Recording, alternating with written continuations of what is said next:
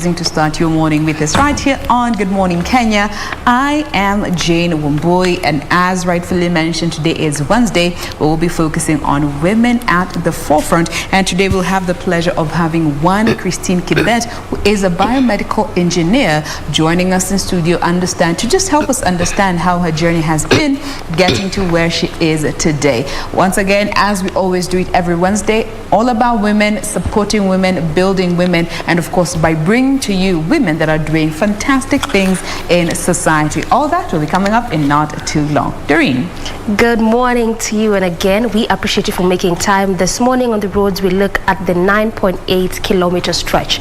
That is a road section between Dagoretti Corner all the way up to Karen. On February this year, Kura had mentioned that it was going to take about 4 months for that road to be complete. As of then, it was about 83%, but that hasn't quite happened yet because it's still some bit under construction. So this morning, even as we look at the traffic flow, I'll be telling you why the project has stalled a bit, given it's the last section when it comes to the expansion, or better still, dueling of Ngong Road. Many thanks for making time. I'm Doreen Arange. Good morning. 13th, that not Friday the 13th. If you are a consumer of films and movies, if you like, whenever you mention the 13th, you'll remember Jason, Halloween and such. But this is Monday the 13th of October 2021. You're just in time for Good Morning Kenya, where we keep you informed on what has made headlines in the last 24 hours, as well as traffic updates. And being a Wednesday, we're going to be talking and focusing on women. As I say, if you educate a woman, you educate a whole community. So we'll be talking about women at the forefront, as well as matters politics. Talking about politics, Raila yesterday, when he met the youth, he said, win or lose, I will accept. At the same time, there are plans by a section of MPs to clip the deputy president's wings, so to speak. And this comes at a time when, they say that the head of state should have the power to hire and fire a deputy president to avert a situation that we find ourselves in, and that is the current standoff between President Uhuru Kenyatta and Deputy President William Ruto. All that will be coming up in not too long as we sample those stories that have been making headlines in the last 24 hours, including just trying to elaborate why that maritime border dispute between Somalia and Kenya is very important to Kenya. So to keep it right here, good morning once again. I'm Regina Manyara. You can find me on Twitter at Ray Manyara, and our traffic marshal is available on Twitter too at Doreen Arange. Jane Womboy at Jane Womboy, and Victor Law at Victor Law. You're in good hands. It is Wednesday midweek, and you're watching Good Morning Kenya.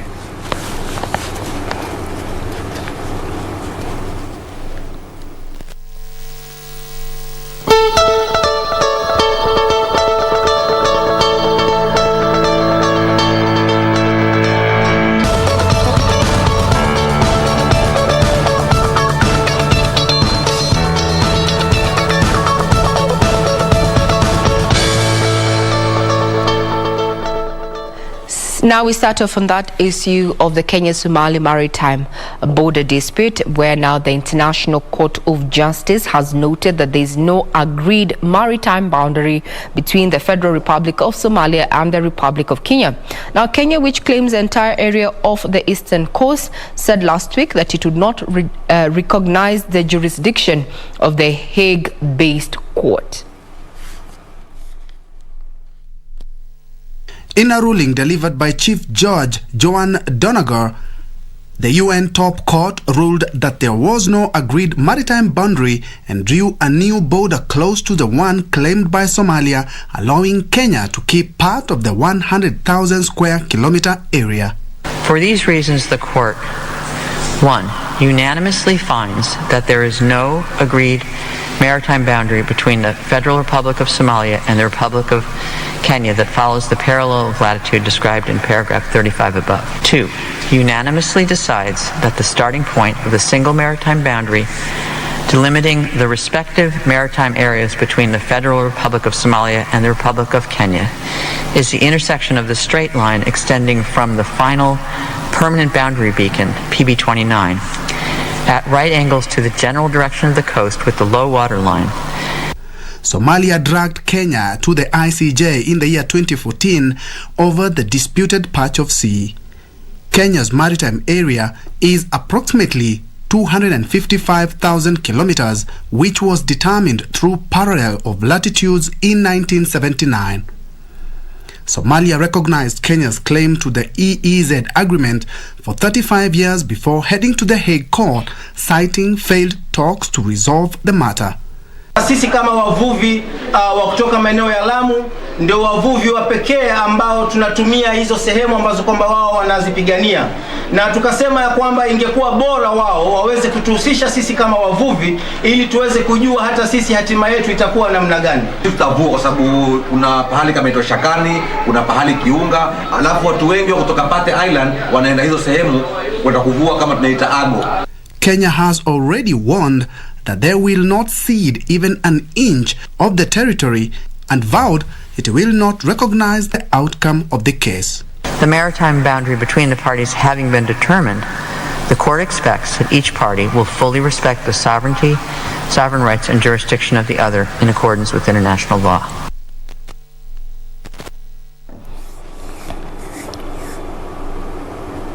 Well, we'll be keeping tabs on that development. Remember, talking about matters of justice as well as diplomacy. Somalia and Kenya. Kenya has been a great supporter of, democracy and peace in Somalia, to a point that we have our KDF soldiers still domiciled or within Somalia. And this has caused a push and pull there, with a conversation around then why do we still have our people, men and women out there in Somalia, if at all they've decided that's the way, that's the direction they are taking. And as far as, democracy, the elections, now this maritime border dispute. Now, to just put your mind at ease, maybe you're wondering why is this disputed section of this, actually it is 255 kilometers, 255,000 kilometers. That's the area that Kenya is claiming, or rather there's a dispute on. It is determined through the parallel latitudes of 1979. So when you go to Google, because Google is your friend, check the map of 1979, because there's been alterations over the last few years. Now, as it is, the area that is being claimed by Somalia is rich ground for oil exploration, and Kenya fears that if we relinquish our claim to this territorial waters, then we'll be locked out of this lucrative gas and oil and gas exploration site. Remember, Kenya has been making strides when it comes to oil and gas exploration. So we'll be keeping tabs on that. This is quite an issue there. As you see, President has not given his official statement. But we remember that Kenya came out and said that it's always going to be, protecting its borders from both external as well as internal forces there. Crossing over to matters of, the voter registration process. Now, the National Assembly Justice and Legal Affairs Committee has taken issue with the manner in which the Independent Electoral and Boundaries Commission is conducting the ongoing voter registration exercise. The committee claims there is no equity and fairness, as some populated wards have been supplied with limited equipment for registration.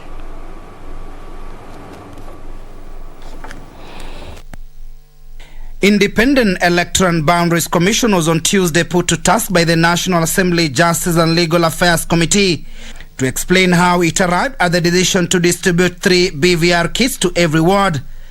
The committee wants IEBC to review the decision, considering that some wards are populous and it may not attain the desired results of enlisting 6 million new voters before the 2022 general election. There's some wards where not all the BVR kits, the 3 are working, so they're less, they're not even 3, so they're less than 3. One of the examples is Makinan Road ward in Kwale County.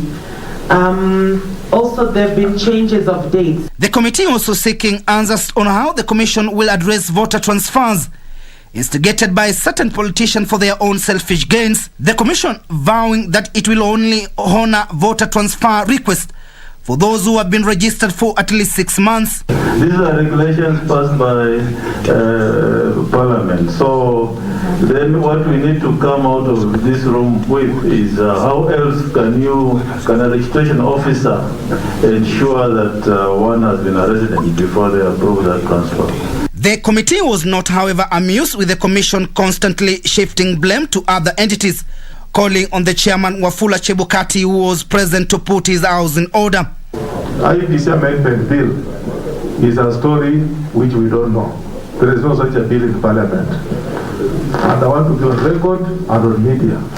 This bill does not exist, and I want to I'm stating also as a member of House Business Committee, we don't have such a bill. Chebukati instead throwing the ball back to Parliament, claiming some bills to guide the 2022 general election are still pending, yet time was running. As we speak now, there's no law guiding boundary limitation. The law which is there is spent. It was spent with the first review in 2012. Now, after we came up with that draft with the previous jailer committee, that bill is in Parliament, having been forwarded some times back.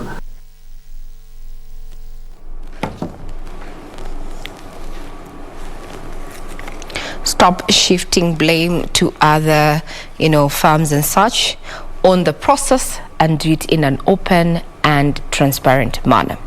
Conversations between members of Parliament and the IEBC, including the chair, Wafula Chebukati.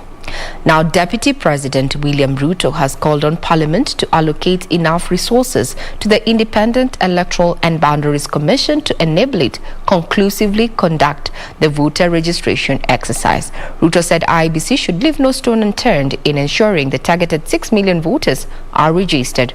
Now, speaking after meeting a section of Mount Kenya and Ukambani aspirants under the United Democratic Alliance Party at his current office, Ruto said a majority of those targeted in the voter registration drive are young people who deserve an opportunity to define their destiny. Wale wenzetu ambao wako bunge, please, we are asking the Parliament of Kenya to appropriate resources to IEBC to give them the capacity to enlist the 6 million voters by making sure that they have the right infrastructure and financial ability to reach every voter that is not enlisted as a voter. There are people who are following others blindly. I don't want nobody to follow me blindly. I want us to agree that we are going this way, and everybody must reasonably understand that we are going this way for this reason. I have told you, number one, you have made the right decision to participate in the politics of your country. We must build our agenda on matters that are dear to the people of Kenya.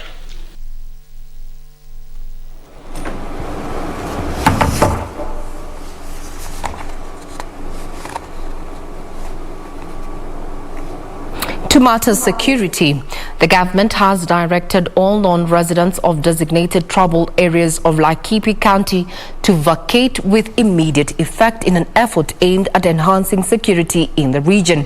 The government is also deploying special forces and equipment to deal with what it terms as hardcore bandits who have taken advantage of the drought situation in the neighboring areas to commit criminal incursions.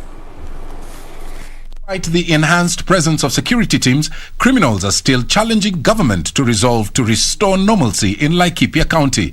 In a statement, the government has directed all non-residents in Laikipia to vacate designated areas with immediate effect in an effort aimed at enhancing security in the region. The government also says special forces and equipment will be deployed to help beef up security. A special command team will also monitor and continuously review the operation to rid Laikipia of criminal elements. The latest move coming only a day after 3 people were killed by bandits said to have been on a revenge mission after their attempts to steal livestock was thwarted by security personnel.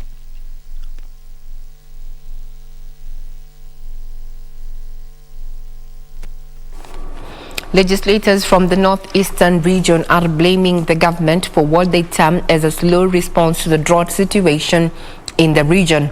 Garissa Township Member of Parliament Aden Duale, who Tuesday moved an adjournment motion in the National Assembly to discuss the crisis and solutions, noted that the region is in a sorry state and the situation is likely to get worse in the next few months.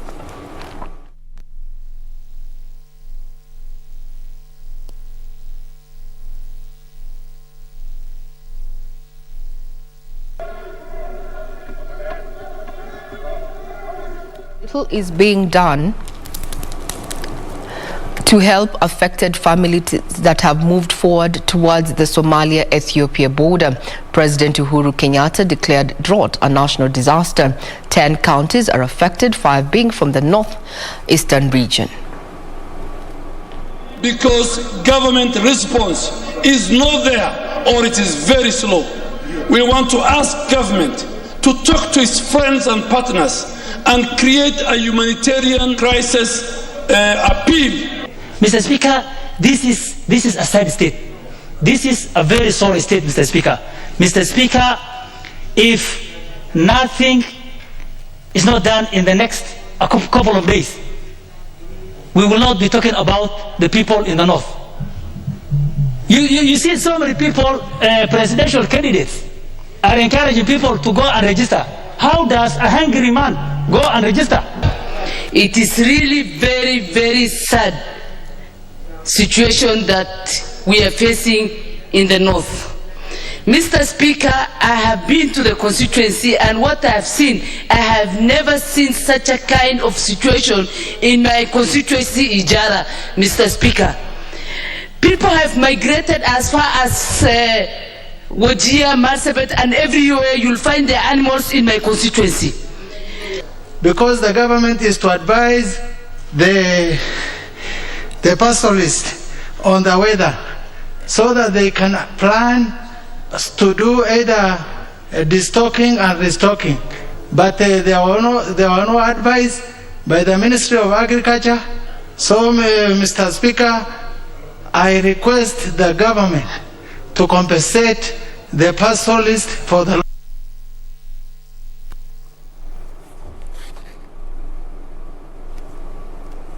In case you missed, our special report series, The Bane of Drought, it is available on our website, that is www.kbc.co.ke, as well as our YouTube channel at KBC Channel 1. Just look at what is happening in those 10 counties where drought is hard hitting. Remember now, drought is a national disaster. If you want to just know what the government is doing in partnership with the private sector to elevate the lives of those people who are in those drought-stricken areas, well, KBC Channel 1 YouTube channel is a place to get that particular special report. Back to school. Schools across the country have resumed learning for the second term under the COVID-19 crash program, with parents decrying the high costs involved. On Tuesday, learners thronged various bus terminals back as public service vehicles operators hiked fares to cash in on the high demand. Tuesday morning, learners across the country made their way back to school. This just after a one-week break under the crash program that was adopted following the onset of the COVID-19 pandemic. Transport operators making a kill from the rush. Fare imepanda sana. Leo tunalipa 1000 na tunalipaga 500. Tumesinywa kidogo. Ile shida yako ni shida magari. Sababu ukiangalia kwa stage hakuna watu wako wengi, lakini magari yasiko. According to the operators, the rise in bus fare was inevitable owing to the demand at the time. Na demand ikienda juu mpaka bei nayo ipande. Inaendanga tu hivyo kwa biashara. Kama saa hii sasa tumeongeza karibu 100%, from 500 tuna charge 1000. Many learners, however, failed to reach school on time. A cross-section of parents expressing frustrations on the cost implication of the crash program. It's an odd hour, an odd time in the month. You can see it is the 15th, about the 11th there. People haven't even got their advance. The end month is so far away. Parents are expected to go and clear the fee balances. So those are the challenges that are there. Kusema la kule hatujajipanga, ni kulazimisha tu ile mambo, mtoto umpeleke, arudishwe, aje akae, na bado kuna areas ya tamu iliyopita bado hatujalipa. Shule zikifungwa unasema acha tukae tungojee vile tutakavyofanya. Wachanga huko shule zishafunguliwa. Ni muda kidogo sana na wale watoto wanataka kukula, wanataka kukunywa, nyumba inataka kulipwa. Kwa hiyo tungependelea serikali tuangalilie mahali pale. Challenge imekuwa kwamba fees imepanda na tena break imekuwa kidogo sana, such that we were not able to kupata pesa ambazo zilikuwa zilipe fees. Na kwa sababu hiyo tunawarudisha na madeni. We hope hawatarejeshwa nyumbani tena. I've not had any challenges to report to the media, but I am comfortable with the administration of the school.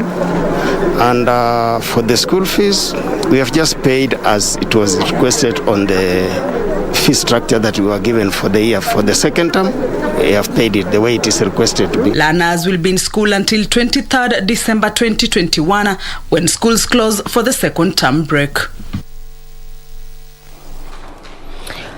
All I can say, from a parent to another, well, when the going gets tough, the tough get going. There are children who need to do everything that we can to ensure that they get education. That's the only thing you can assure that your child gets, that is going to better their future. But life is hard. Let's be very honest. It is. It is, with inflationary pressures there, as well as the short terms, actually 4 terms in a year. COVID disruptions. Crossing over to matters politics, ODM leader Raila Odinga has promised to have the youth allocated at least 4 cabinet slots if he is elected president in 2022.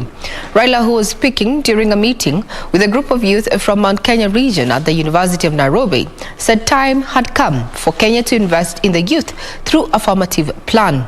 Now, the opposition leader reiterated his pledge of 6,000 shillings a month for the jobless Kenyans once he ascends to power. During a public lecture organized by the youth from the Mount Kenya region, focus was on how the youth that form a majority of the country's population can be empowered. The youth voice is important in their decision-making processes, because I was being reminded that Barack Obama mentioned that you can't play football with 11 players only. You need 22. And the youth of this country, Jacom, are part of that 22 team. You can't play it with 11, and we need to be on the table. If we are not on the table, we are on the menu. And you know what happens when you're on the menu? You are eaten dry, my friend. So we don't want to be eaten dry. What we want is to be on the table, because if the president is meeting and in that cabinet there are at least 4 or 5 young people, the mentorship will be on another level.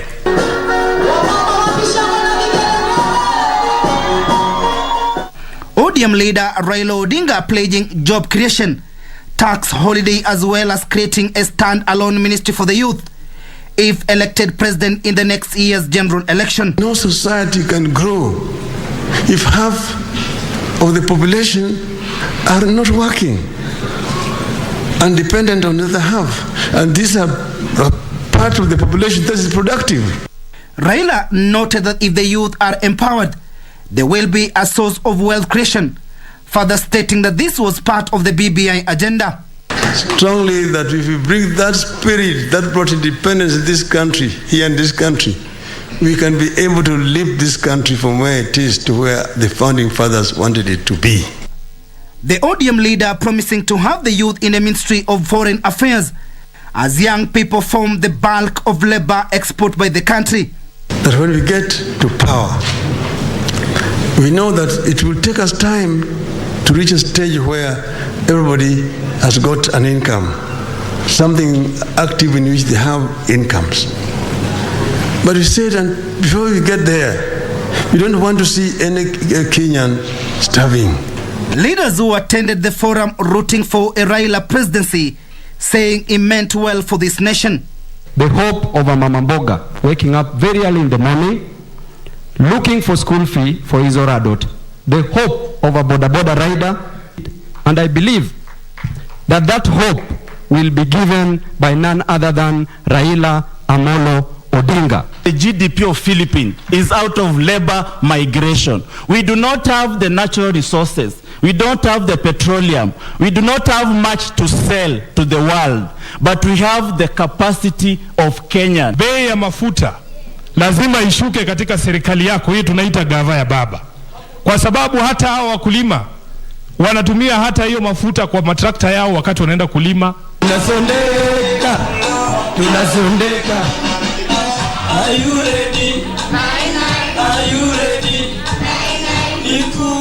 My take home in all that speech is, it is also mind-boggling, and I'd want you to ask yourself as an electorate, why are the youth now very important, yet for the last 9 years or so we have been taking a back seat? Then, do you fall under the category of youth?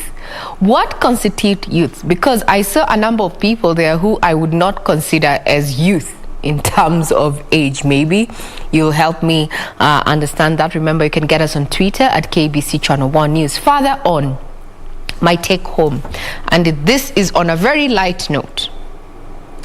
If you're not seated at the table, you are likely to be on the menu.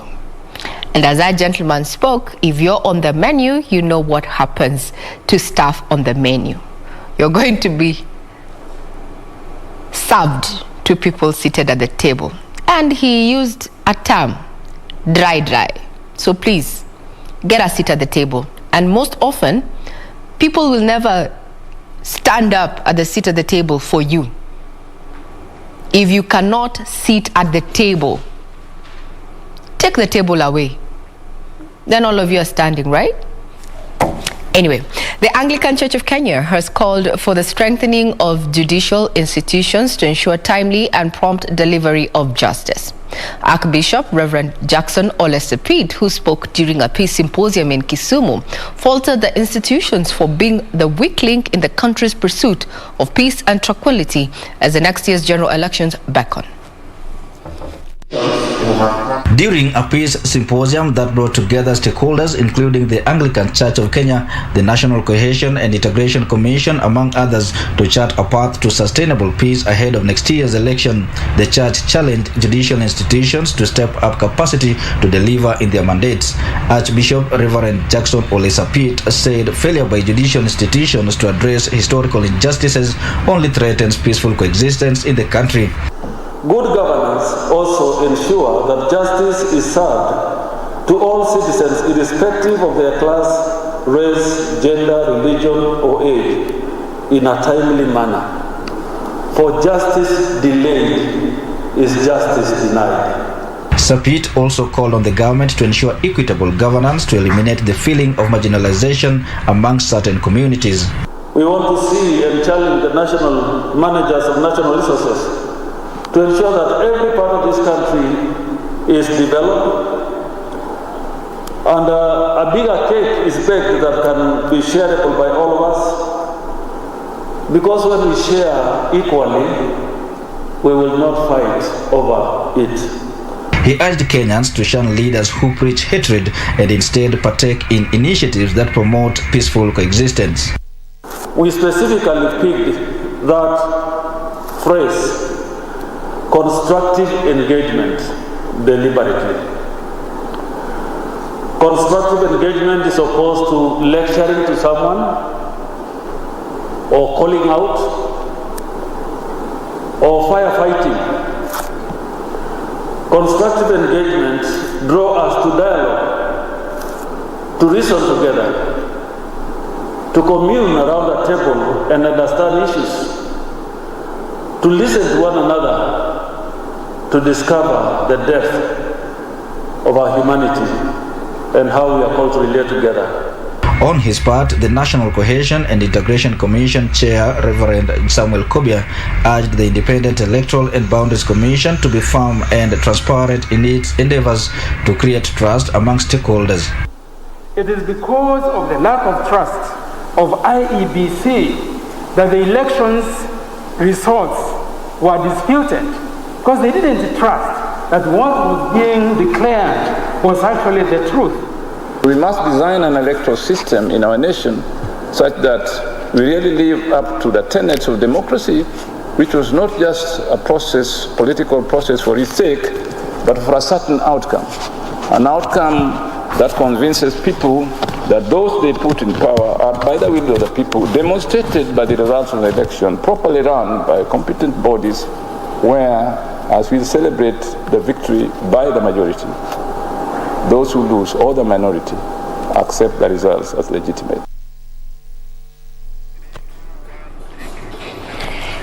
On that note, we take a quick breather. We'll be right back with what has been making headlines in matters as far as matters business and sports is concerned. Do not go away. We'll be right back.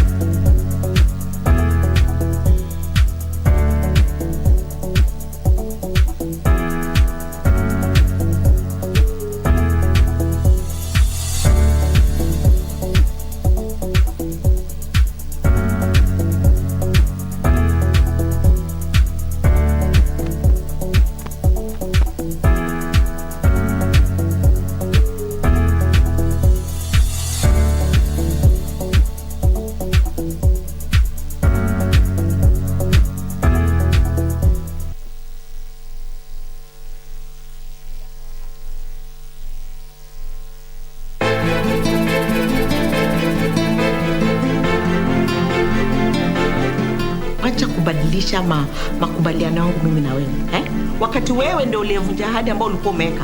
Eti ametoleka hadi na tukiwa wawili. Sijui ana yapi. Lazima kuwe kuna kitu basi. Mafuta nini hapa? Kumbe huko kuna watoto. Wanani wale? Hilo ndilo kuleta hapa. Auntie Pilu wajuaje ametumwa na Kate aje atuweke sisi kwenye mtego ndo adili na sisi. 2-1 defeat at home to North Macedonia. Gnabry sends it forward here, and now it's with Thomas Müller, who rolls it into Kai Havertz, and Germany have the lead. Now it's with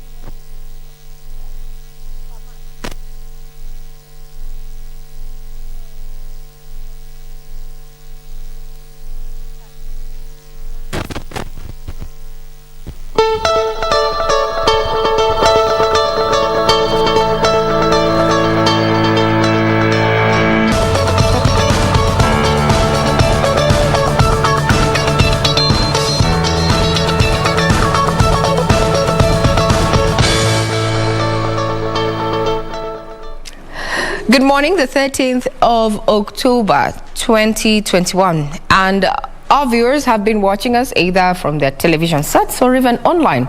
We are live on various platforms, including Facebook, and one of our viewers there, Joseph, he says, yeah, for sure, let's sit on the table to avoid being part of the menu and eaten dry. I want to equate that dry to dry fry. Right? So the youth have to sit at the table, because at the table is where decisions are made. Policy frameworks are made at the table. And if we're not included in the drafting of these policies, then we'll always just be, gimmicks and watching as well as hearing this rhetoric, oh, the youth are leaders of tomorrow. To what point? When do we get to tomorrow, if not today? Right? When do we get to tomorrow if not today? I have a theorem in life. No one is going to give you an opportunity if you do not claim it. Even the good book says, you have to have faith. But even if you do not work on that faith, if you do not put or get your hands dirty to get to where you want to be. It will never happen. You cannot always be on your knees, but you're not doing anything about it. You want to have a full stomach, but are you ready to work for it? You want to have a better future, but are you ready to work for it? How much hard work and investment are you willing to put to change your current situation? Remember, no one is ever going to give you a seat at the table. You have to take it for yourself. And if you can, take away the table. Take away the table. Matters business. Only certified or horticultural exports will be allowed to access the international markets. The Kenya Bureau of Standards says it is in the process of acquiring new testing kits to enforce global exports testing standards. Kenya is targeting to increase horticultural exports to China, the European Union, and the United States that have strict phytosanitary standards. Despite economic and logistical downturns caused by COVID-19, horticultural export earned Kenya 151 billion shillings in the year 2020. Flowers earned the country 108 billion shillings, fruits 18 billion shillings, while vegetables earned 24 billion shillings.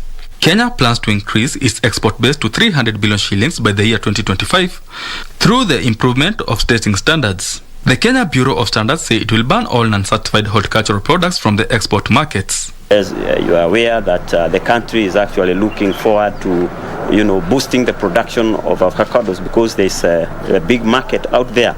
If they are not meeting the quality requirement, then we cannot be able to export. KBC says it plans to scale up testing of horticultural consignments destined for the European market to ensure compliance to the bloc's phytosanitary standards. Barriers to trade are made up often of technical barriers and quality and safety standards. So in order to be able to export, certain standards need to be met both by the producers but need to be certified to be met, and that's where KBC come in. KBC is urging farmers to adhere to the minimum residue labels EU regulations, especially during the planting stage, to help conform with international food safety standards across the whole production value chain. The primary production of food is key for food safety, and these are the raw materials that will be processed to other processed food that will enter into the global market. To help upscale testing standards, KBC has acquired new testing technology from the European Union. The equipment is worth over 500 million shillings, procured through the Market Access Program. We want to look at more trade, both domestic, regional and international, so that we can move out more export products, create more jobs. Kenya and the United States have signed a private sector agreement that seeks to expand trade and investments between the two countries. President Kenyatta witnessed the agreement signed between the Kenya Private Sector Alliance and the Corporate Council on Africa, which provides a framework for Kenyan and American businesses, especially small and medium enterprises, to partner through information sharing, training, logistics, and financing. The Kenya Private Sector Alliance signed the deal with Corporate Council on Africa, which is the largest umbrella body of American companies operating in Africa. Speaking at the signing ceremony in New York on the first day of his two-day official visit to the U.S., the president said the government-backed pact was part of efforts to support the growth of Kenyan SME sector as a key enabler of wealth and employment creation. President Kenyatta noted that both Kenyan and U.S. economies are largely driven by SMEs, saying that the agreement would help accelerate Kenya's economic recovery efforts from the ravages of the COVID-19 pandemic. The president challenged the American government to be a reliable and predictable trading partner for the initiative to succeed. A good number of SMEs who either are already partnering or working in Kenya, and you will form the basis of what I believe will be a prosperous future for our two countries, but also an opportunity to create investment where it matters. And investment matters when it changes lives. SMEs change lives. On her part, the CEO of CCA, Floriliza, commended President Kenyatta for creating a conducive business environment for local and foreign investments to thrive by championing progressive policies and setting up the enabling infrastructure. The U.S.-Kenya SME Trade Initiative is a vision of CCA and KEPSA, and the concept for this initiative came from a desire that Carol and I both have to take concrete steps to scale up U.S.-Kenya trade, recognizing that SMEs are a driving force. KEPSA CEO Carol Kariuki said her organization's singular focus was to ensure Kenyan SMEs tap into and benefit from the expansive and lucrative American market by leveraging on the networks and expertise provided by its Trade and Investment Pact with CCA. Remember, further details are available on our website, that is www.kbc.co.ke. We delve into the sporting arena where 18 Kenyan athletes who will feature in the 8th edition of the Sanlam Cape Town Marathon were yesterday flagged off ahead of the race set to be held this Sunday. Last year's edition was suspended after the disruption by the COVID-19 pandemic. Daniel Muteti, who finished in the second position in the 2019 edition, will be seeking to show a splendid performance alongside Edil Kiptanui, Jonathan Kipchirchir and Kenneth Korir, among others. I've been doing my training in different places, and up to now it marks 4 months. Normally what it takes to prepare for a marathon, and I feel like I am prepared to compete on coming Sunday. Life is a marathon. In other words, it's continuous. It's a long journey. Marathon is 42 kilometers. Life is for your entire life. Some people take 2 weeks. I've seen the oldest person alive in Kenya, 123 years. So life is a marathon. Other elite athletes will feature in this year's edition include, among others, Stella Chepkosgei, Esther Masharia, Chelagat Elizabeth, and Lydia Naliaka. Substitute Ramadan Sobin netted a 72nd minute goal and helped Egypt seal a comfortable 3-0 win over Libya in a World Cup qualifying match that was played last evening in Libya. Now the Pharaohs top Group F with 10 points, while Libya sits second on 6 points. Elsewhere, Cameroon claimed a 1-0 win over Mozambique, while Germany became the first team to join the host Qatari in the 2022 World Cup qualifier with a comfortable 4-0 victory against North Macedonia. To North Macedonia. To the penalty area. Punch clear. And there's a goal.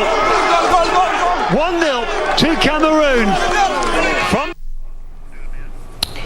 Indeed, you can get further details, as I mentioned there, on matters business, sports, as well as what is happening in the political scene. All are available on our website, that is www.kbc.co.ke.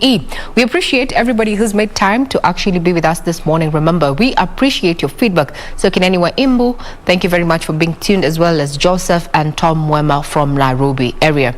We wind up with ITH, as we refer it to here. That is the news broadcast every morning.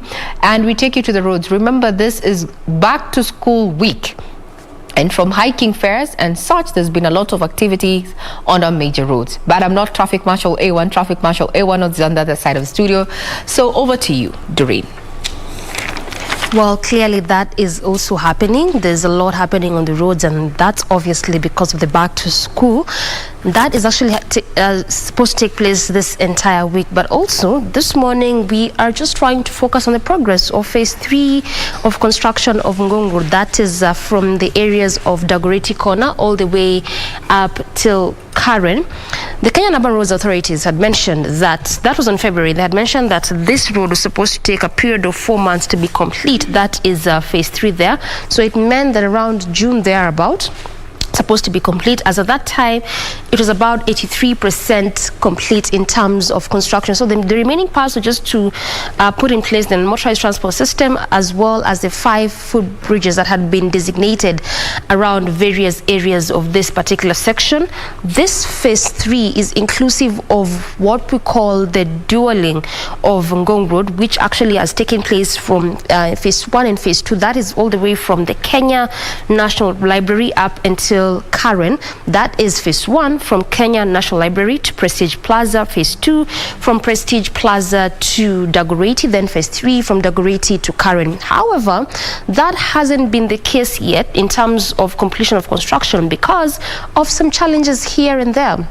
If you're someone that uses Ngong Road, then you can clearly note that sometimes the traders will encroach in some of these places which they're still trying to construct. That is the areas, what we call the unmotorized transport system areas, the areas put in place for motorists as well as pedestrians. Just clearly from this image, you can see at the farthest end, that is where we have those 2 particular areas, one for motorists as well as one for pedestrians, what we call the pedestrian walkways as well as cyclist lanes. So that was one challenge.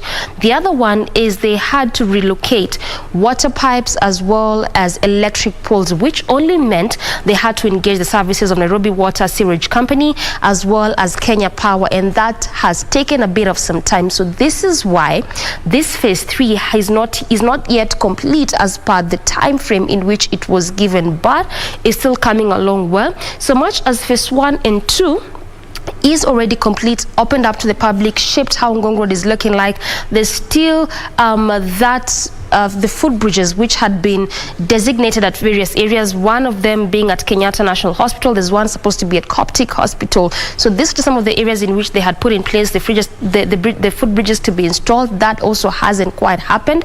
But even as much as they're trying to expand Ngong Road, they're also trying to put in place, or better still, demarcate some areas whereby bus rapid transit system is also going to take shape. So perhaps in the next link-up segment, we'll look at the traffic flow on this particular section, try to see how this construction process, the remaining part rather, is still trying to affect the traffic flow along this area. Also try to see if at all we might need to look at any alternative routes. But so far, those are the latest updates when it comes to the construction of phase 3 of Ngong Road and why the project has stalled a bit, much as the fact that it's as it now, it stands at 83% complete in terms of construction. All right, from the roads, we now get started with the second part of this show. This is In the Headlines, part 2, where we get to have a look at what the papers have for us today. Remember, we still use the hashtag Good Morning Kenya on Twitter. Our official station handle is at KBC Channel 1. Our individual handles ever remain to be at Victor Olo, at Arena Range, at Raymond Yara, and at Jade Wamboi. Let me run you through the front page of the Daily Nation. As you can see from the caption there, the main read, not an inch, Kenya rejects C verdict. This is in regards to the ICJ ruling that was made yesterday, where the International Court upheld Somalia's when it comes to the maritime border dispute that we have been seeing. They sided with Somalia, and this is something that, even prior to this judgment, the president had said that we will not be surrendering even an inch of the country. And of course, given that Kenya did pull out of the ICJ, what next for us as a country? And also looking at this particular ruling and judgment that was given, and also looking at the border row, will it continue, or what avenues will be sought to just bring this conflict to an end? Coming to the other stories that have been featured here, there's an interesting piece here concerning hit squads, and it has emerged that rogue police are the top of the list when it comes to contract killers, and that story has been covered in great detail here on page 8 of this particular daily, and it is from a report that was done that was dubbed Targeted Killings in Eastern and Southern Africa. It is a global study that was done just looking at the targeted killings that have been witnessed over the past number of years, and it has emerged that corrupt law enforcers, hardcore criminals are reportedly the most dangerous assassins in Kenya. And we also saw the National Police Service spokesman, comment in regards to this report and dismissed it, saying it is erroneous and misleading because it does not bring out data to support the claims. We'll be giving you more details of that particular piece in a bit. And finally, Raila allies cry foul over new voters, with MPs accusing the Electoral Commission of bias, saying that there are few polling stations that have been allocated in ODM leaders' stronghold areas, looking at this mass registration process that is currently ongoing. That, ladies and gentlemen, is the front page of the Daily Nation for you. We'll be getting to the details in a bit. Victor. Absolutely.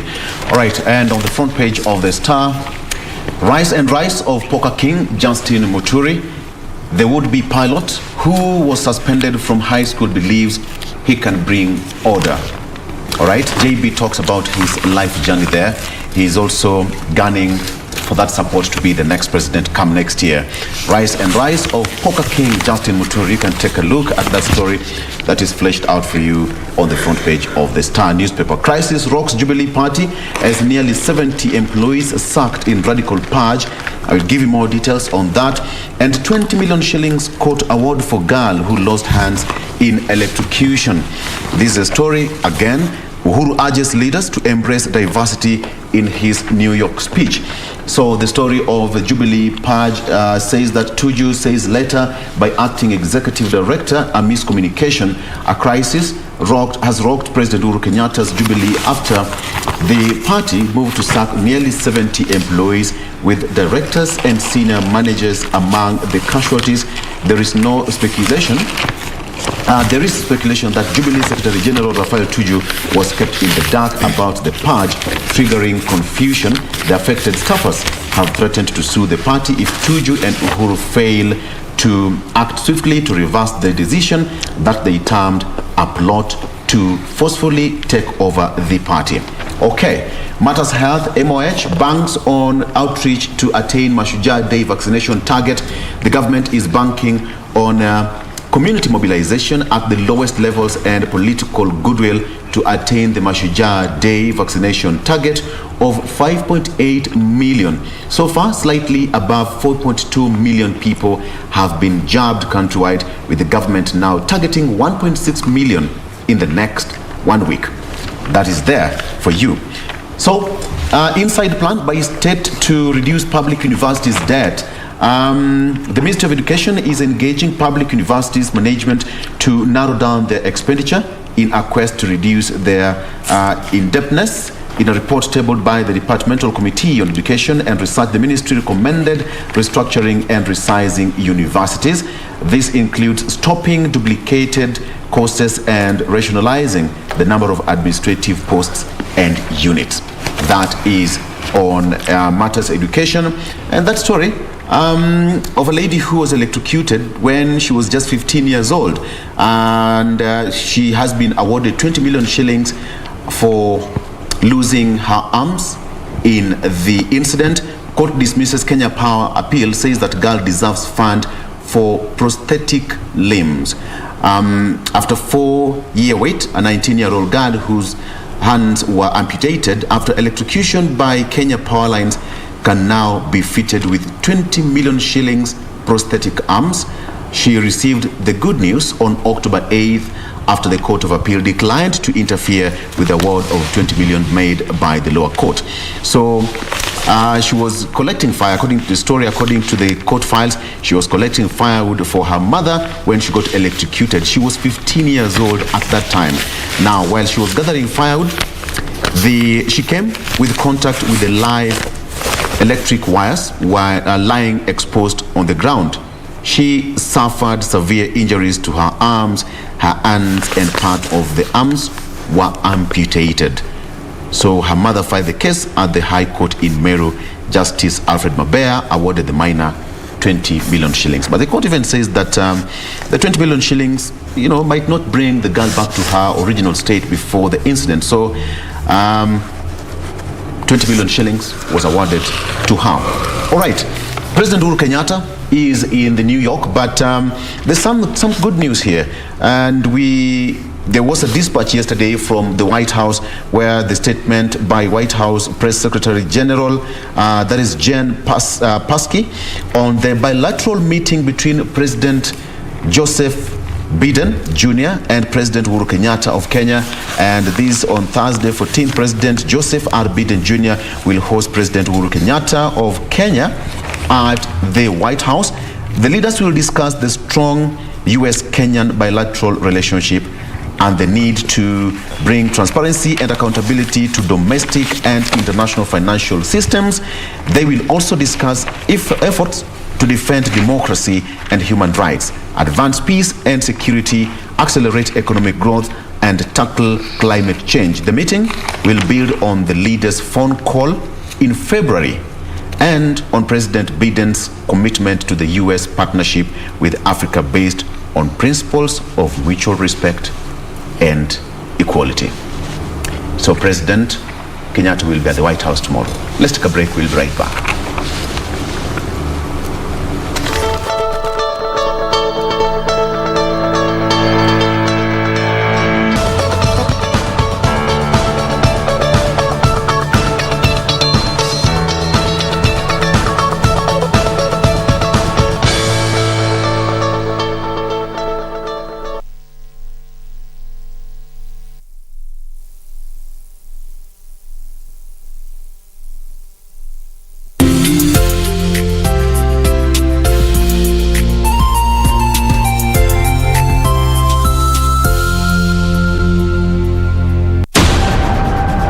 Take it on at the right time. Honorable Musalia Mudavadi. The Honorable Mutahi Kagwe. Chief Justice Martha Karamvuko. This is KBC, the voice of Kenya. Asking the right questions.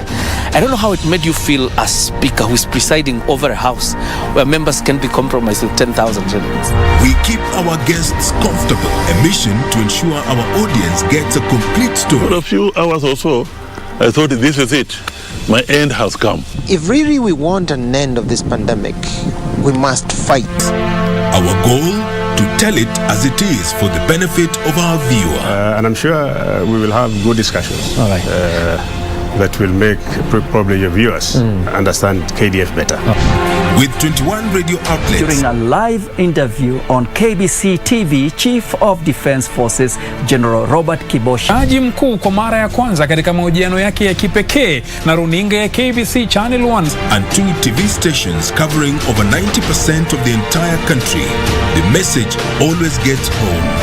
KBC, the home of on-air TV interviews.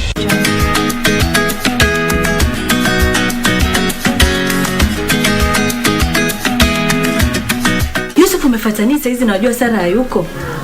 Nataka mami wewe unijue kama mimi ni Yusuf kwako. Wafuata nini tena hapa? Don't you ever touch me again. Asa kuna nini?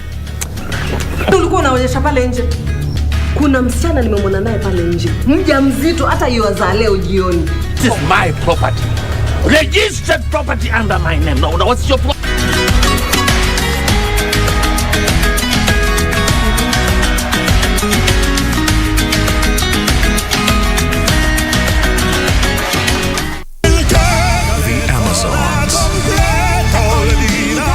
Explain to me why Vicente was so deeply in debt. If you refuse to tell me now, then the one I will need to ask about it is Victoriano. He told me that if I prove to him that I love Connie, he'll think about it.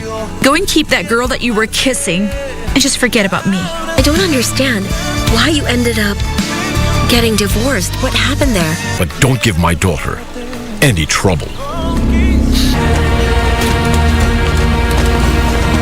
Deborah, what's that woman doing here? She came back. Mommy came back home, Daddy. Amazons.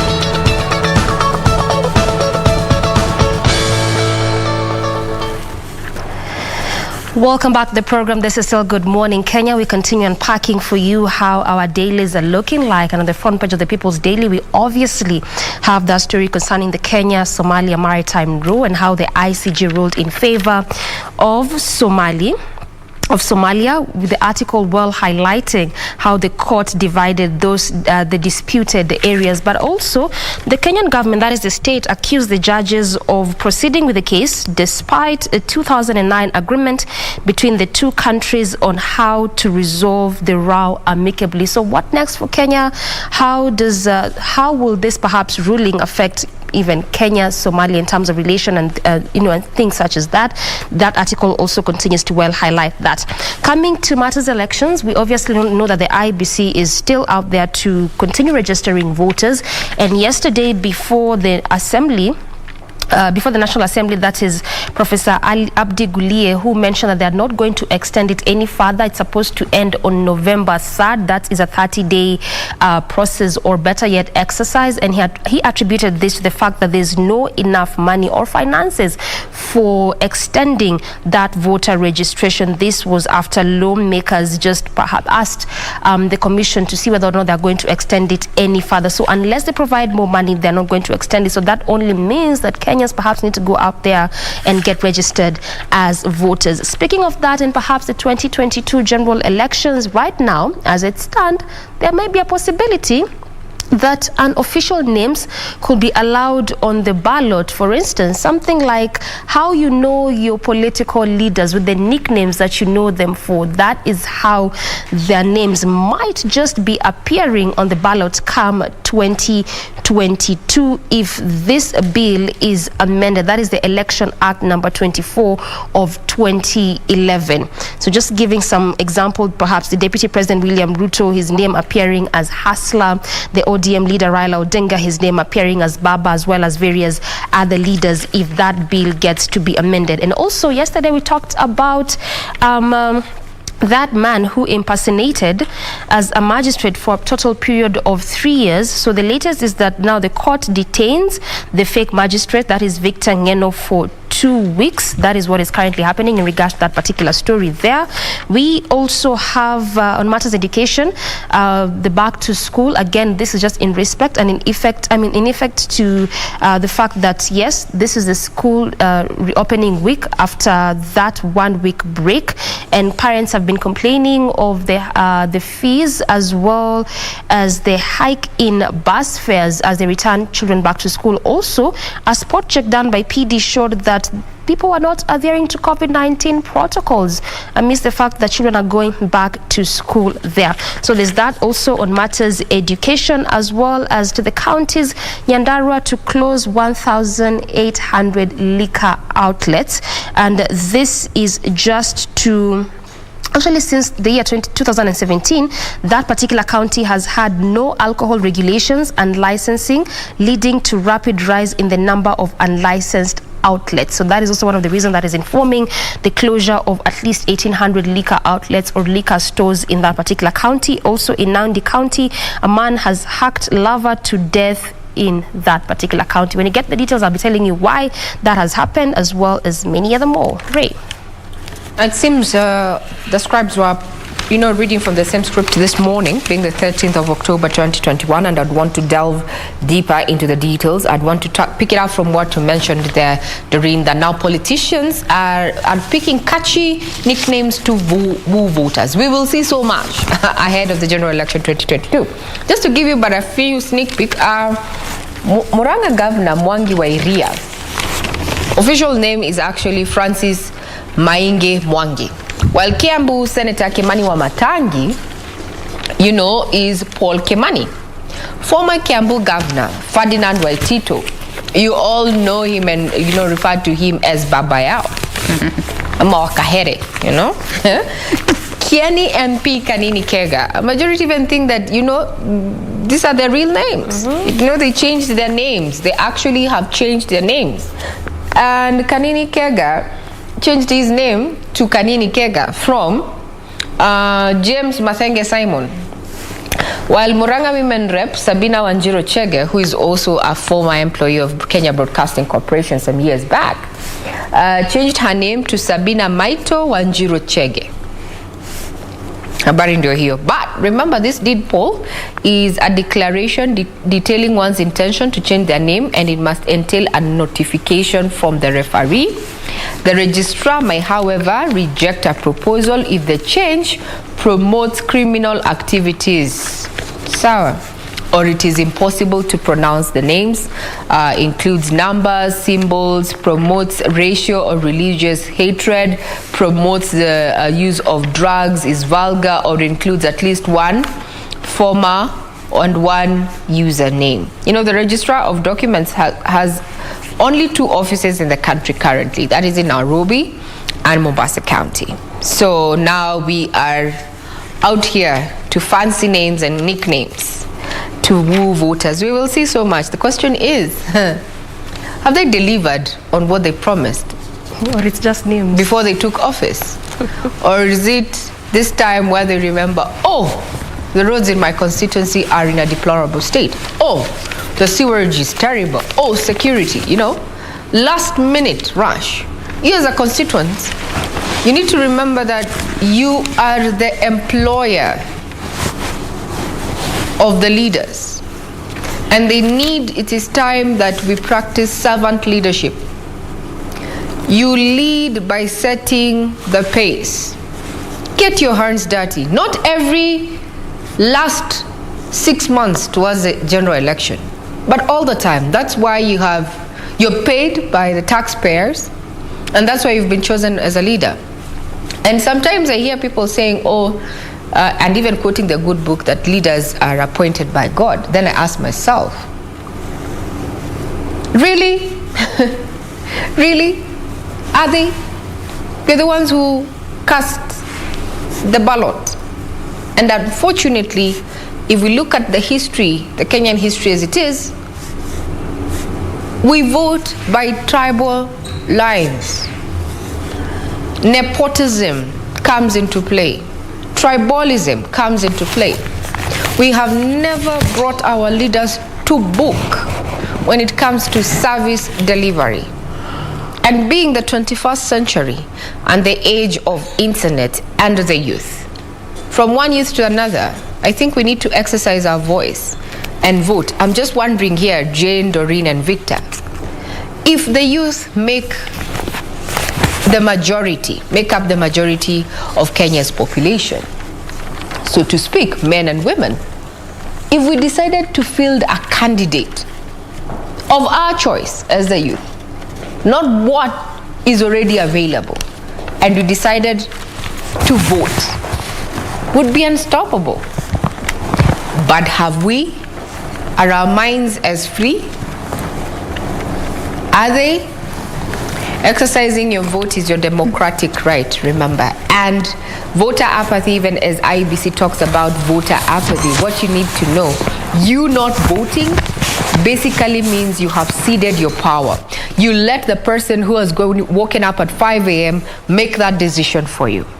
It means you are not taking part at the table. You're not taking part. You're not seated at the table. You're not even with the table. You need to exercise your democratic right. As they say, democracy is a situation where the majority will have their way, but the minority will always have their say. Jane, did I preach there?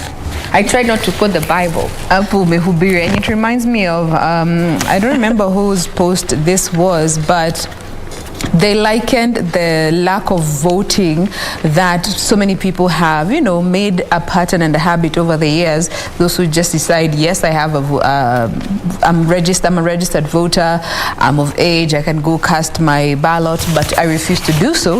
That was likened to drug abuse, because one definition of drug abuse is when you have the medicine, but you take today, kesho unaruka, then unakumbuka the next day, oh, I need to take my medicine. That is also drug abuse and misuse. And there's somebody who likened that habit to those of us that fail to vote, and yet you have the right, you have been given the time, the venue, everything, but you still choose not to. But anywho, Let me bring you to the Daily Nation, and I know this story concerning the maritime conflict.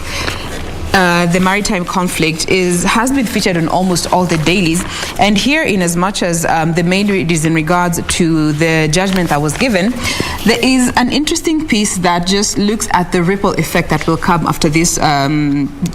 Was it ruling or judgment? Judgment, yes. The judgment that was made by the ICJ. Now, tough traces lay ahead for Uhuru Kenyatta when it comes to Kenyan troops in Somalia. This is just but one of the ripple effects that we'll be seeing unfold in time.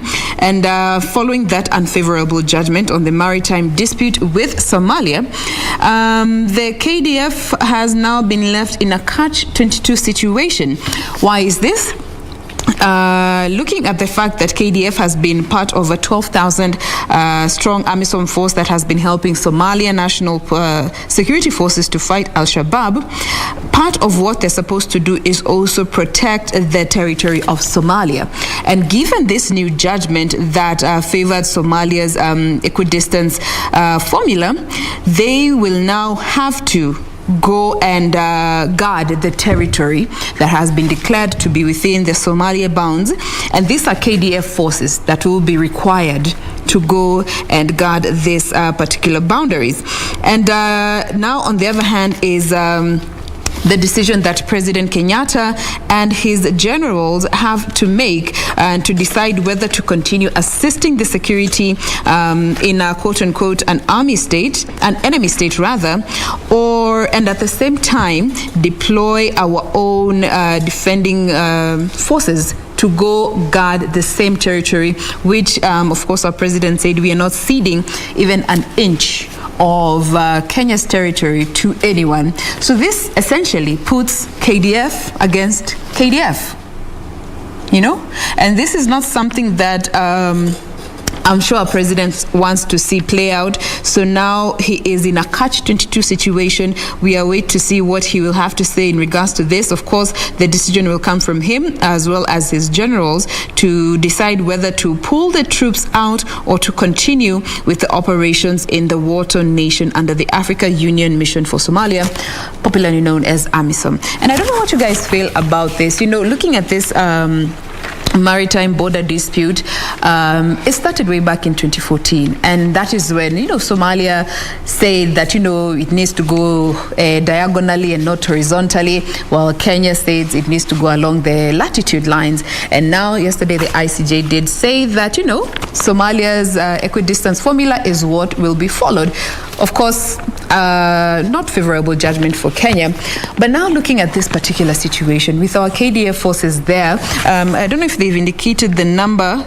Okay, yeah, there's a 12,000 strong, at least 12,000 KDF member. Yes, 12,000 KDF are there to help when it comes to the peacekeeping in that particular nation, and they'll also be expected to secure the 160,000 square kilometer territory in the Indian Ocean, which is believed to contain vast oil and gas deposits. Let me start with you, Vic. Looking at this situation and the decision that the president has to make, KDF against KDF, should he choose to not pull out the KDF forces that are in Somalia?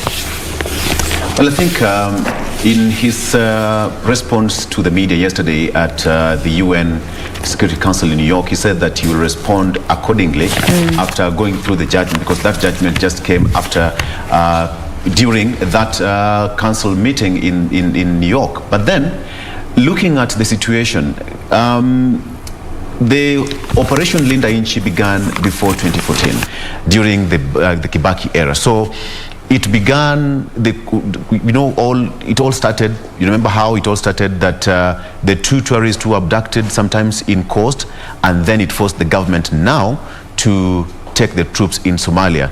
And then it's not Kenyan troops alone who are in Somalia. It's an AMISOM. We have got, some from Uganda, from Rwanda, and what have you. So it's a very tight rope the president is going to walk. Now he's going to distinguish between the operation in Somalia and the maritime border dispute between the two nations. When you distinguish the two, then you realize that all of them have weight. KDF will have to stay in Somalia until something is done, or until AMISOM ratifies their exit. But then that will take some time, because their mission in Somalia is way bigger than what, you know, people would actually think about. The maritime border dispute, again, there's a cartoon here trying to make fun of President Kenyatta, saying that, talking to Farmajo, that, gentlemen, do you know what we do to court orders? It's a cartoon actually here, whether that is the case or not. But then look at it this way. The UN court in The Hague made that resolution yesterday. So the two countries will have to sit down to decide on how they are going to go about it. Some people would say that it was not a big loss for Kenya per se, but then the president will have to walk a very delicate step with his counterpart Farmajo, just to ensure that, you know, that relationship between Somalia and Kenya is not eroded. That is my take. But you know, there are also those that are saying that this particular judgment does not affect the country in any way due to the pulling out. And then also, the president did say they will deploy military power to defend the country, or rather to fight off any form of aggression that will be, you know, if in any case that will arise. Doreen and Ray. I mean, just looking about, picking from what Vika said about that delicate step, it reminds me of that time in 2009 when the two countries had sort of decided to sort this issue amicably. However, that didn't quite happen. And just coming to my thinking, what if that could have just been extended, that to sort out this issue amicably? Because when you look at Kenya and Somalia, clearly there's a lot of relations, there's a lot of ties, and looking at how the ICJ ruled in favor of Somalia, what honestly does this mean for Kenya? Much as those that are saying that Kenya has not lost a lot, but clearly, what does it say when it comes to those relations between Kenya and Somalia? Just a question of wait and see. Well, in my take, when I see this push and pull between Somalia and Kenya, I actually see workings of another player or players pushing this maritime dispute, you know. And I know that there are companies and firms that, you know, are sponsored by various countries who'd prefer to either trade with Somalia, you know, when it comes to oil and gas exploration and such. So there's a lot that is not being said. There's a lot that is not being said, even at the courts and such. And remember, even before this particular verdict was given, Kenya had already said that it is actually unfair because it was never given a fair hearing to present its documents and such. And the question about AMISOM, KDF, security and such, we have walked such a long journey with Somalia, yeah? And I'm also wondering to our Kenyan authorities, so to speak, since we're talking about our territorial waters and land, how come we've never given so much interest to Migingo Island? Remember, these have been waters and an island that has been in dispute for years actually, to a point that persons who reside at the Migingo Island, and Victor, you can weigh in on this, you know, they argue that the security apparatus manning the particular island are from neighboring Uganda. And the current president of Uganda, that is Yoweri Museveni, has been quoted saying, I don't know if it is the water that belongs to Kenya, and I don't know what belongs to what, but now I'm just thinking, if we go back to those pre-colonial and also post-colonial demarcations in as far as Kenya's, you know, territorial waters and land is concerned, where does Migingo lie squarely? Because the disputed 255,000 kilometer area there is based on the 1979, you know, drawing of map such as it is, diagonal latitude lines and such. But the real thing, it's not about the boundaries. It's about that disputed area has already been earmarked or identified as an oil and gas rich area. So there are other players in mind. There are other players at play other than Somalia and Kenya. There are other people who are interested, other countries, private sector governments and such, who are interested. A win for Somalia would be a win for them. A win for Kenya would be a win for... So we're there. So I think... and I'd want to quote one of the lawyers and professors who was weighing in this conversation, saying these two countries now, the leaders of these two countries need to go the amicable way, the way we solve our disputes traditionally. Tunaita kikao, wazee wa kijiji wanazungumza.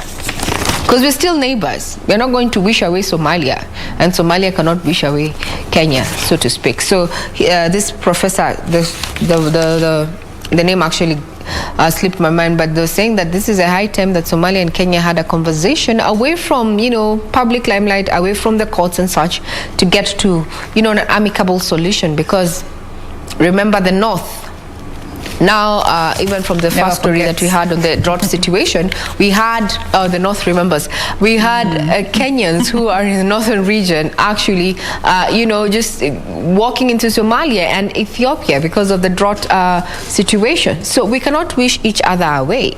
It's our leaders now to come together and get an amicable solution, which I think can be achieved. But Regina, just to weigh in briefly. I think the issue of Migingo, not even Migingo, the border dispute between Kenya, Uganda, and now with Somalia, let me just say that I think Kenya is a peaceful nation. we really don't like going the kind of, let me use the word thorax, to solve issues, because issues with borderline, nation to nation kind of relations, Migingo but there is a big nut. It's a very hard nut to crack. One point, fishermen from this lake going to the other side of the country and they get, arrested and all that. But we've always found a solution. Remember when the story has it that when former president, the late Idi Amin, tried to do something to push the boundary of Uganda to some part of Kenya, the president said, "Hey, usijaribu." Boss, relax. Oh yeah. Tulia. And if you saw what Twitter, the conversation around Twitter, Kenyans were actually using President Uhuru Kenyatta's pics in military regalia and saying, we're not ceding ground. Even an inch. Yeah. So you can bet. You're talking about thorax. Thorax kifua. Yeah, I think at some point, when push comes to shove, you shove and you shove hard. But I think for us to get to that point, then something will have to give way. Exactly. But as a nation, with the kind of, the century we are in right now, the time, the number of people who actually form a bigger chunk of population, 75% according to 2019 census, the youth, between the age of 30, 18, 35, 40, kwenda hapo juu. So when you bring, God forbid, a war between two nations because of a border dispute, you can imagine how many people will suffer. It will take years to resolve such a dispute. You can imagine. And then again, looking at the fact that we are gearing up for the general elections, and also there's been so much pressure on the president when it comes to his legacy, you see, and this is also one of those key things that people are now looking up at him, like heavy is now the head that wears the crown. Yes. So what move are you going to make? Are you going to accept this judgment, or are you going to fight to make sure that Kenyan territory, as per what you have said, not even an inch. We are not going to cede even an inch. What's your next move? So you can imagine the kind of pressure that he is actually going to be experiencing. And given now that you're actually pitting KDF, or which is part of the AMISOM that is there, versus the KDF, of course, that is going to be deployed there together with the Navy to guard our territory. You can imagine how much pressure the president is actually under looking at this particular situation. So I don't think it's an something we can just easily brush off. Heavy is the head. I think the two gentlemen, President Kenyatta, there is so much that is happening behind the scenes. Yeah. You know, we have got think tanks, we have got advisors, legal researchers, we have got diplomatic, point men sitting between the two gentlemen, just trying to bring that kind of sanity. We might not know what is happening behind the scenes, but trust you me, these two nations are well developed. What is happening between State House and the Federal Republic of Somalia, the two gentlemen, is just so much. We might not see them, of course, play it out in public. Exactly, in public, but a lot is happening. And I believe that President Kenyatta and Farmajo, he's been coming to State House mara mingi sana. He's a frequent visitor. Doreen, as you conclude. Yes, as I conclude. Maliza ndio na mimi niko na kawimbo. Before also, let me just say, before tuende hiyo Dorina jump in na Regina tuimbia, we are being told to take a very quick breather to fikiria what decisions we'll make also to get into this particular piece. And we will be back to continue. Stay with us.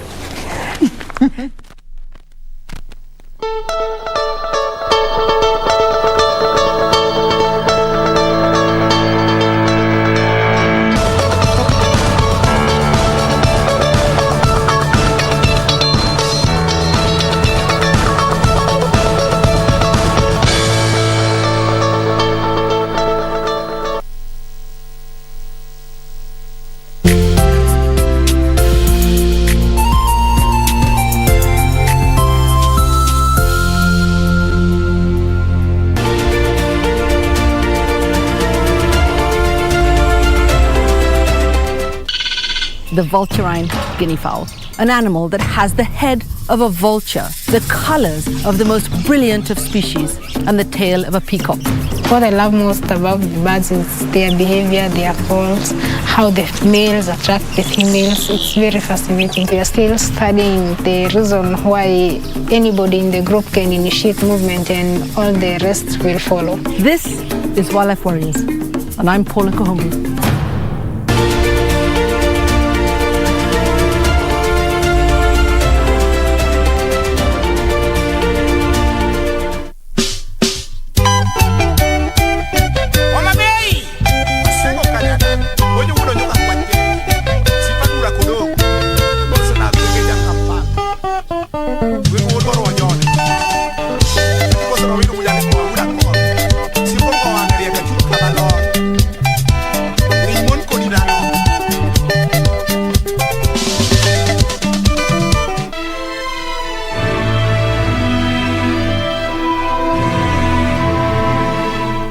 Trying to comfort me! So I can do anything I want. I can have you. Already thinking about killing me. Though I may have escaped this time, I can't escape forever. Tell the commissioners to make an appeal and accuse Wang Zhen of abusing his power. I just hope you can get married to Prince Cheng without any issues.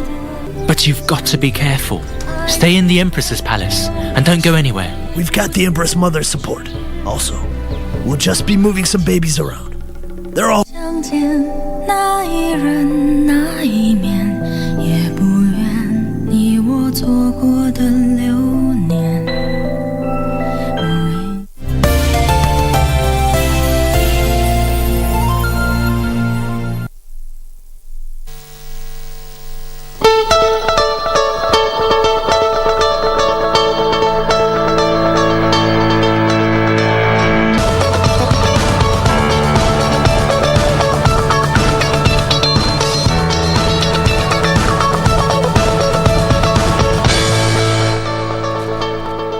Welcome back to the program. This is still Good Morning Kenya. We continue with our segment in the headlines, and just to pick up from that conversation concerning Kenya-Somalia Maritime Road, this is after the ICJ ruled in favor of Somalia, and we were having this conversation before we went on break, just trying to say what next for these two countries, going by the fact that there was also a lot of conversations from Kenya's online yesterday, and all this is just sort of mounting pressure to the president. We also know that at some point he really just wants to make sure that he can be remembered for something. It's a very critical kind of situation, and what also we're trying to say is that could sorting this issue amicably sort of like as brothers be the only way to go. We also know that in 2019, at some point, Kenya recalled its ambassador in Mogadishu. This is after accusing Somalia of auctioning of oil and gas blocks in the contested area. And just as Ray, you have told us that clearly there's a lot going on. There's a lot behind the scenes. And we know that this is also a very critical and a crucial area. So perhaps fighting could not be a solution. I mean, just going also by the ICJ judgment, clearly they've given it to Somalia also just by demarcating some areas, which ones goes to Kenya, which ones go to Somalia.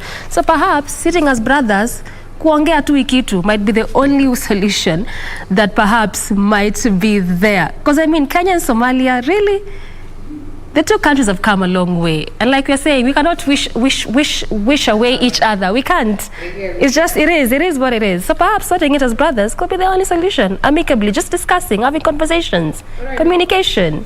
There's so many things in play, and we also need to look at the security situation. For Kenya. Right, and I also think Kenya is going to be using its influence in the UN Security Council to get some few things done. It's not the first time that we've had issues of insecurity emanating, from the Al-Shabaab militia and such. We started way back in 1997, with the bombing, the August bombing, and over the years we have experienced all this, and Kenya has done everything in its capacity to ensure that it secures its people and its borders. So here we find ourselves at a crux between our neighbor and ourselves. I'm sure there's a lot, as Victor said, there's a lot that is happening. Technocrats, legal, everybody is working this particular case. But now on a lighter note, I know it's not a Thursday yet, where we say Thursday is a new Friday. Whenever because Jane has said, heavy is the head that wears the crown, right? And we are all looking up to what President Uhuru Kenyatta, as the Commander-in-Chief of the Armed Forces, what he's going to say in this regard. Is this actually a threat? What steps are we likely to take? Two particular songs, and now my age will start to show on air, but hey, that has never been a problem. If you're familiar with Billy Ocean, there's a song that says, when the going gets tough, the tough get going. Then I know once in a while when people are having a good time, even here at KBC Channel 1 and the country, Sundowner and such, this is a song that is often played, Coward of the County by Kenny Rogers. So it goes, promise me, son, not to do the things I've done. Walk away from trouble if you can. Yeah? It wouldn't mean you're weak if you turn the other cheek. I hope you understand. So the son, after some years, this is advice from a father to a son who actually went to jail for doing the nasty and was trying to advise his son not to do the same. But he got married, he had a life, and someone took advantage of his wife. And they were laughing at him because they referred to him as a coward. Yella, actually, of the county. If you read the lyrics. So he actually took a stand for the first time in his life and went against what his dad said. And he said, sometimes you have to fight to be a man. That's what is playing in my head when I look at the Kenya-Somalia border. And yeah, we will be knowing what the president has to say as the commander-in-chief of the armed forces and as far as this situation is concerned. But what we need to know is that, we will remain peaceful. We are always peaceful and loving citizens. But at times when you're threat, when you're pushed to a corner, you're likely to act. And we have seen over the years, Kenya try to act and assert its authority within its borders. For the sake of us, the citizens, will be keenly watching what the next move is in regard to that particular ruling by the ICJ. Now, let me take you back to matters local. And for a parent, when a child goes missing, even for a few hours, you can't find them, you panic. So it's back to school, and a boda has been arrested over an incident where a pupil's bag and phone were found in the suspect's house. So a family is seeking answers after a 17-year-old girl who was found dead. That is the body of Cynthia Makoha, who was found floating in River Lusumo. She was a Form 4 student, at Kibera Secondary School in Nairobi. Now, according to the Mumia Sub-County Police Commander Stephen Mwoni, the body was discovered by residents of East Wanga last Sunday. So this is what happens. According to the mother, the daughter left for mashinani, during the holidays and such, but never reached home as expected. So she called the sister. They informed the daughter has boarded a certain bus, headed to Mumias. She arrived there, she called, but something was amiss at some point when she could not get to talk to her the way she wanted. At some point, she calls and she hears her daughter wailing, crying, and the calls terminates abruptly. And that's the last time she communicated with her daughter. They did a follow-up, and apparently a boda rider picked her up, or rather her bag as well as her phone. Some few hours into the night, a message comes through to the mom saying that she's safe and that she'd be traveling home tomorrow, but he did not say where she was. Family is panicking. At the same time, her Facebook page is uploaded. A photo is uploaded on her Facebook page of a face of a man unknown to the family. Investigation. The sleuths do their investigation. The phone is traced back to the house of the suspect, and her bag, people's bag, is found there. So on Sunday, a relative called the family saying a body had been spotted floating in River Lusumu, and it turned out to be Cynthia's. So according to the Prem investigations, a villager claimed that it was not the first time that the suspect had been accused of abduction. The victims, he said, are always trafficked to a neighboring country. How safe are our children, especially during this, back to school situation? How safe are our children? They're traveling from home. You're expecting them in school. They're using public transport. Just how safe are our children? And are you your brother's keeper where children are concerned? If you saw someone dragging a child, would you want to know why they're dragging this child? Would you? Do we?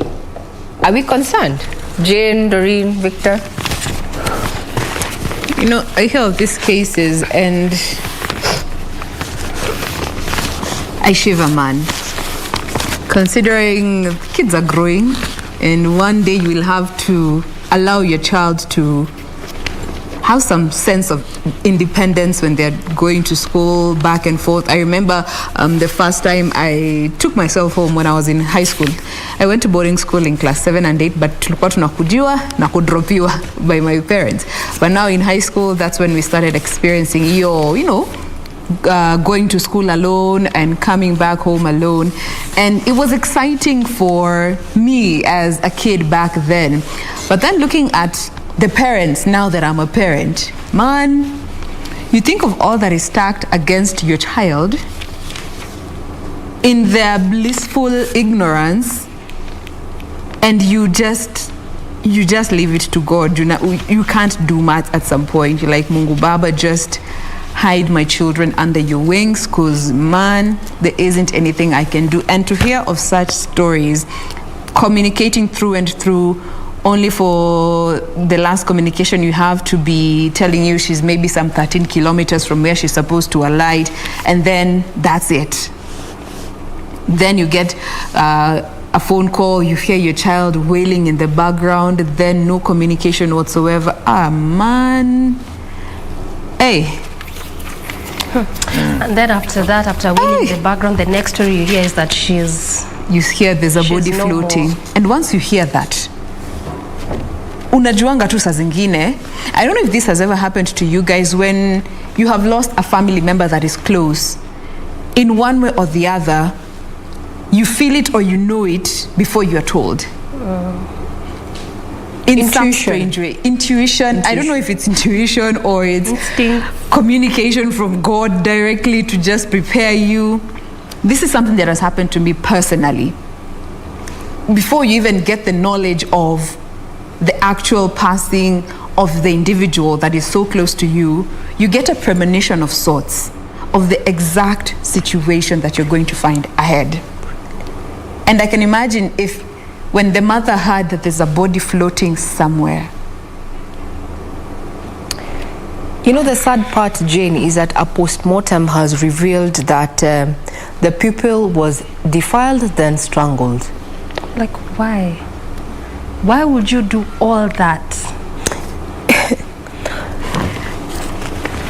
And let me just tie that to this particular story here before we get to the Star Vic. This is a story that I had just briefly mentioned here. It's on page 8, where rogue police top list of contract killers. And this not just rogue police, we also have core criminals and hitmen, corrupt law enforcers, and hardcore criminals are reported to be the most dangerous assassins in Kenya. And this is as per a report that was dubbed Targeted Killings in Eastern and Southern Africa that was done by the Global Initiative Against Transnational Organized Crimes.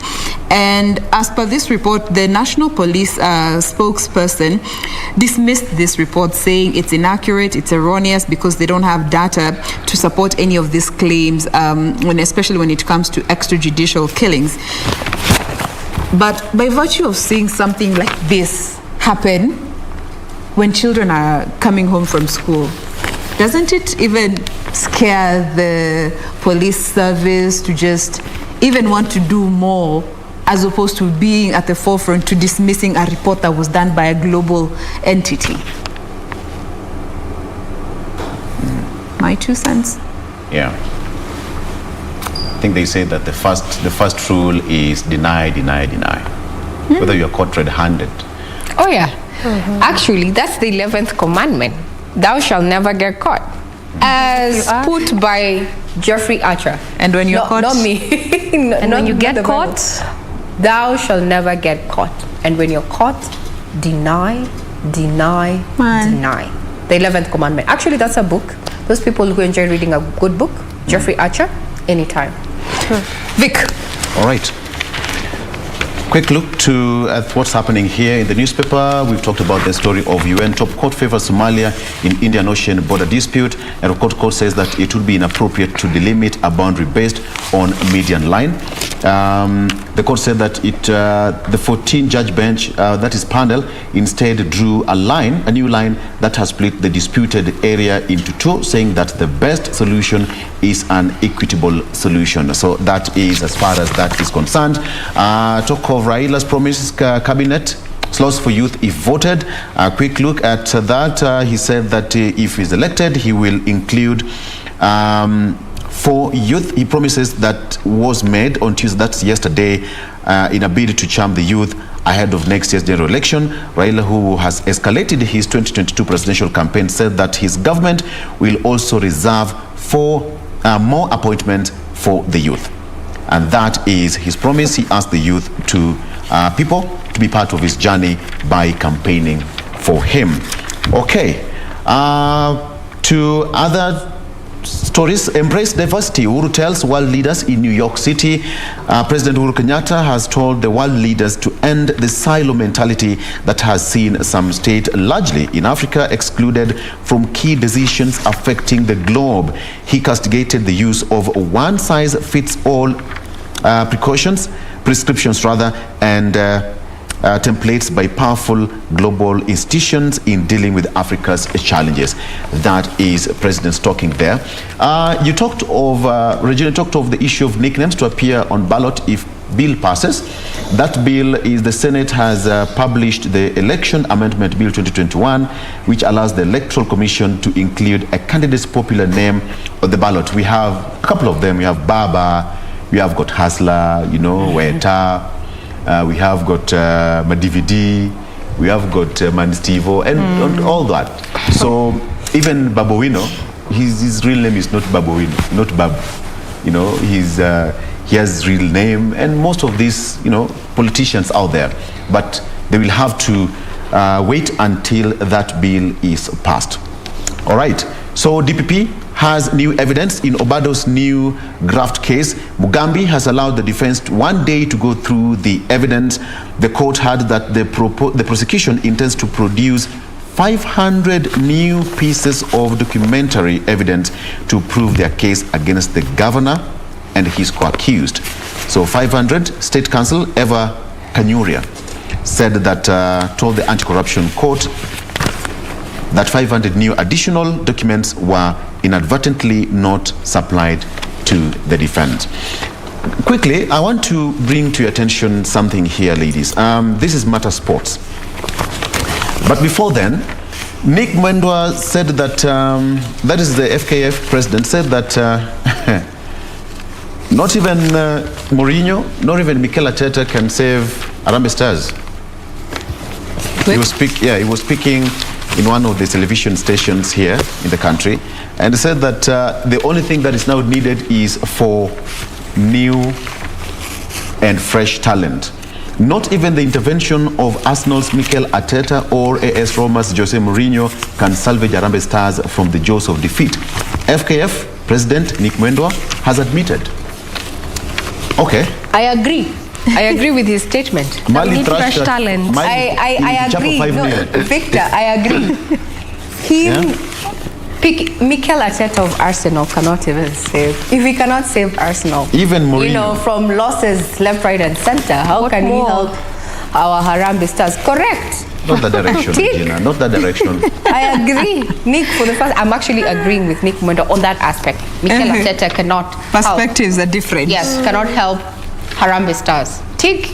If he cannot help his own team, how would he be helping our team? But what's that issue of fresh talent all the time? So in this case, the players are the problem. We always need something fresh. But when have you ever heard the politics within FKF? And I'd want to challenge Victor. When last did you hear that they are doing a recruitment of fresh talent to join Harambee Stars? Have you?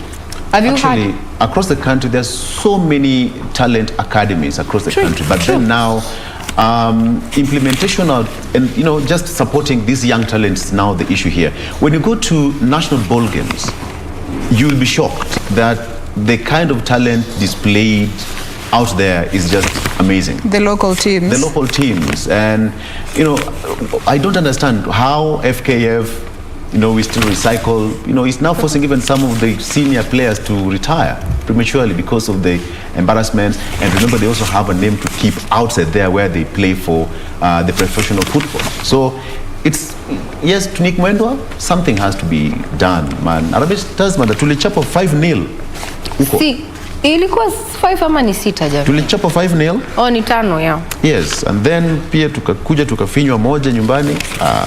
So sad. That's why we cannot even be held by Arsenal's coach there, Mikel Arteta. Okay. Yeah.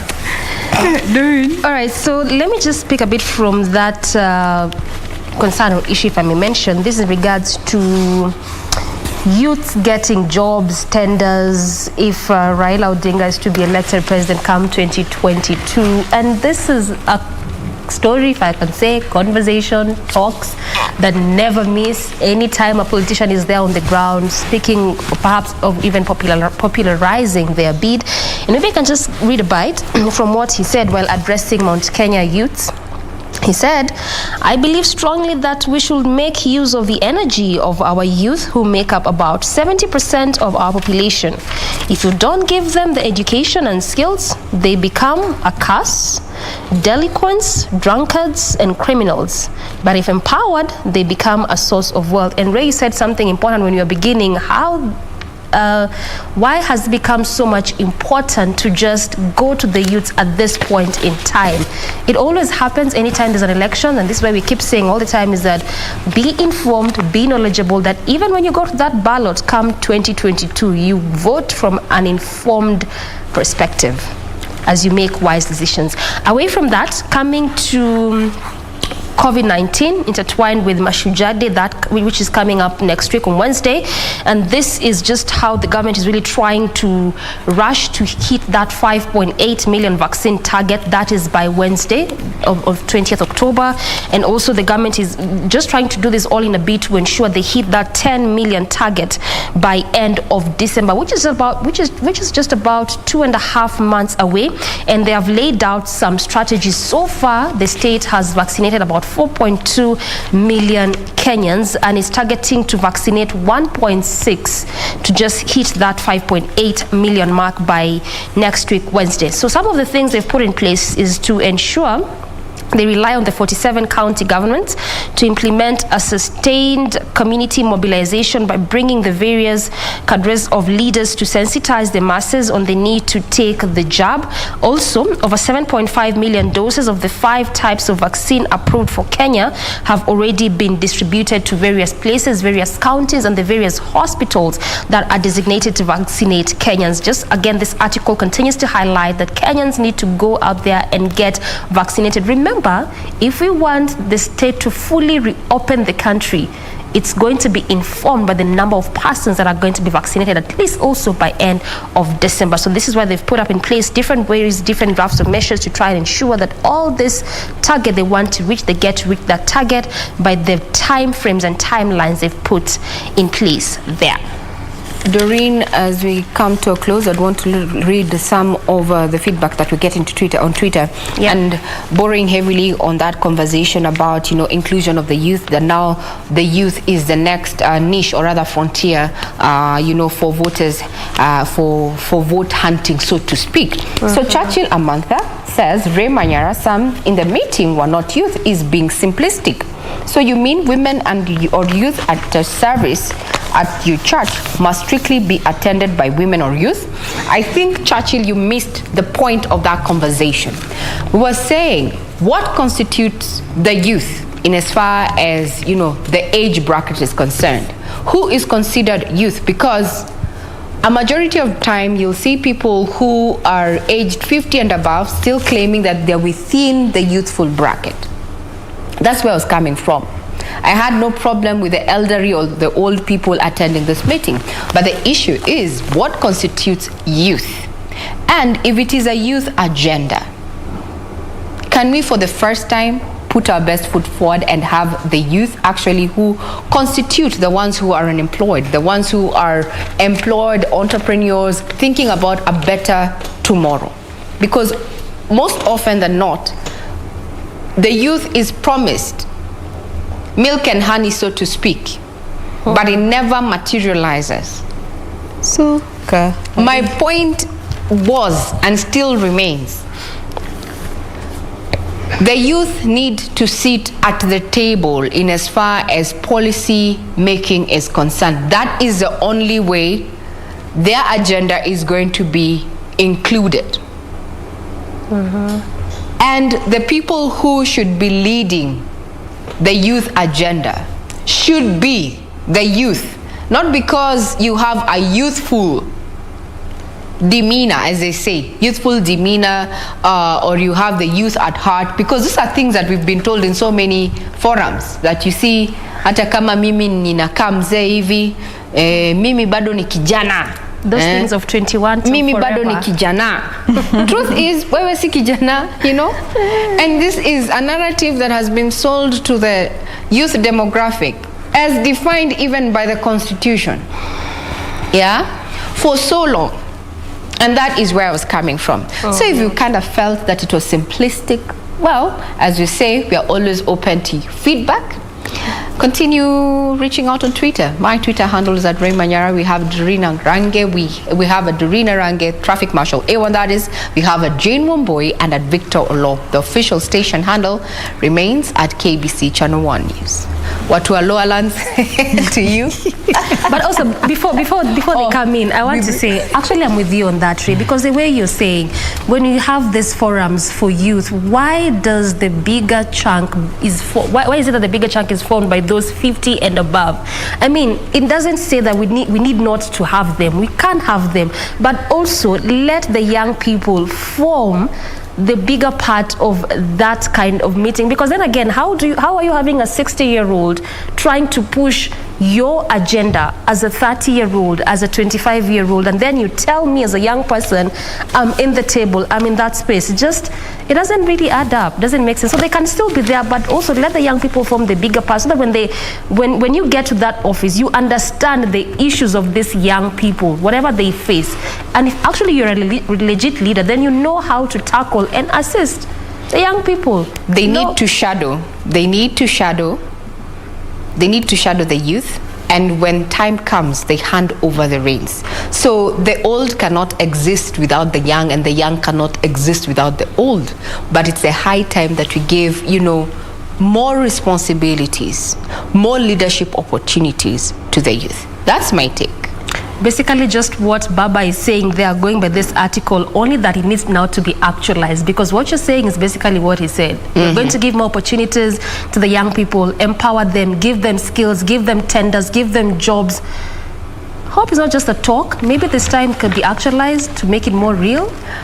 Anyone who missed that clip, KBC Channel 1 was there covering that particular event that was happening at one of the auditoriums at the University of Nairobi there. And so much was said from this particular youth, where one said, when you are making these appointments, cabinet secretaries, members of parliament, such and such, those ones are elected. But when you're making these appointments, so to speak, when you hear an 89-year-old man or woman is leading a certain docket, and you're wondering, okay, so at what point will I get an opportunity to head such a docket? I think, Regina, just to weigh in as we close. Yesterday we had a discussion here with Wakili, and he said that in Kenya, election is divided in different categories. We have got people living with disabilities, we have the women, we have the youth, and so forth and so on. You know what happens? The fact is 70% of voters are the youth. And they're the people who will determine who's going to be the next president. Youth are loyal people. But if you sway them otherwise, you will miss that mark. People living with disability is also a very important group, and women. Women are also loyal. They will wake up early in the morning, go, line, vote, and come back. And by the way, according to research, according to women voters, once they decide and say they are going to vote for person A, it's so hard for you to drift them. That is how they vote. That is why when I say, "Oh mama, oh mama," you get it. They work with emotions, and once you can easily get the attention and the emotion of a woman, you've won. To the youth, I always say these three words: Victor, just begin. If you're a youth, just begin. Watakupata huko mbele. Na hivyo ndio tunafunga ITH. Yeah.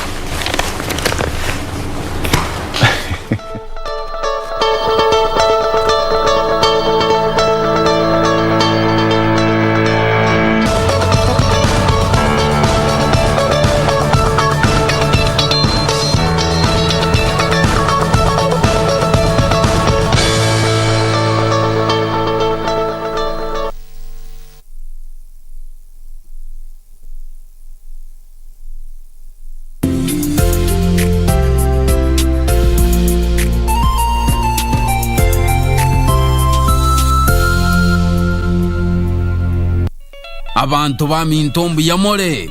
Your favorite Ekegusi station, Minto FM, is now at your doorstep. Enjoy the hottest Kisi music, informative and entertaining shows, and reliable news only on Minto FM.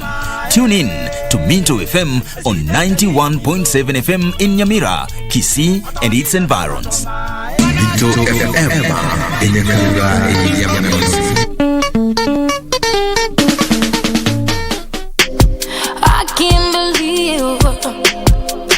That we've come to this. If every day we are go fight, I think it's best that you forget me. Hide me in your arms, oh yeah, protect me from my enemies. That's why they've sacrificed grace and mercy. Nothing they can do to stop this abuse. Don't lose your culture. Don't lose your culture. The Amazons. 24 why Vicente was so deeply in debt. If you refuse to tell me now, then the one I will need to ask about it is Victoriano. He told me that if I prove to him that I love Connie, he'll think about it. Go and keep that girl that you were kissing and just forget about me. I don't understand why you ended up getting divorced. What happened there? But don't give my daughter any trouble. Deborah? What's that woman doing here? She came back. Mommy came back home, Daddy. Amazons.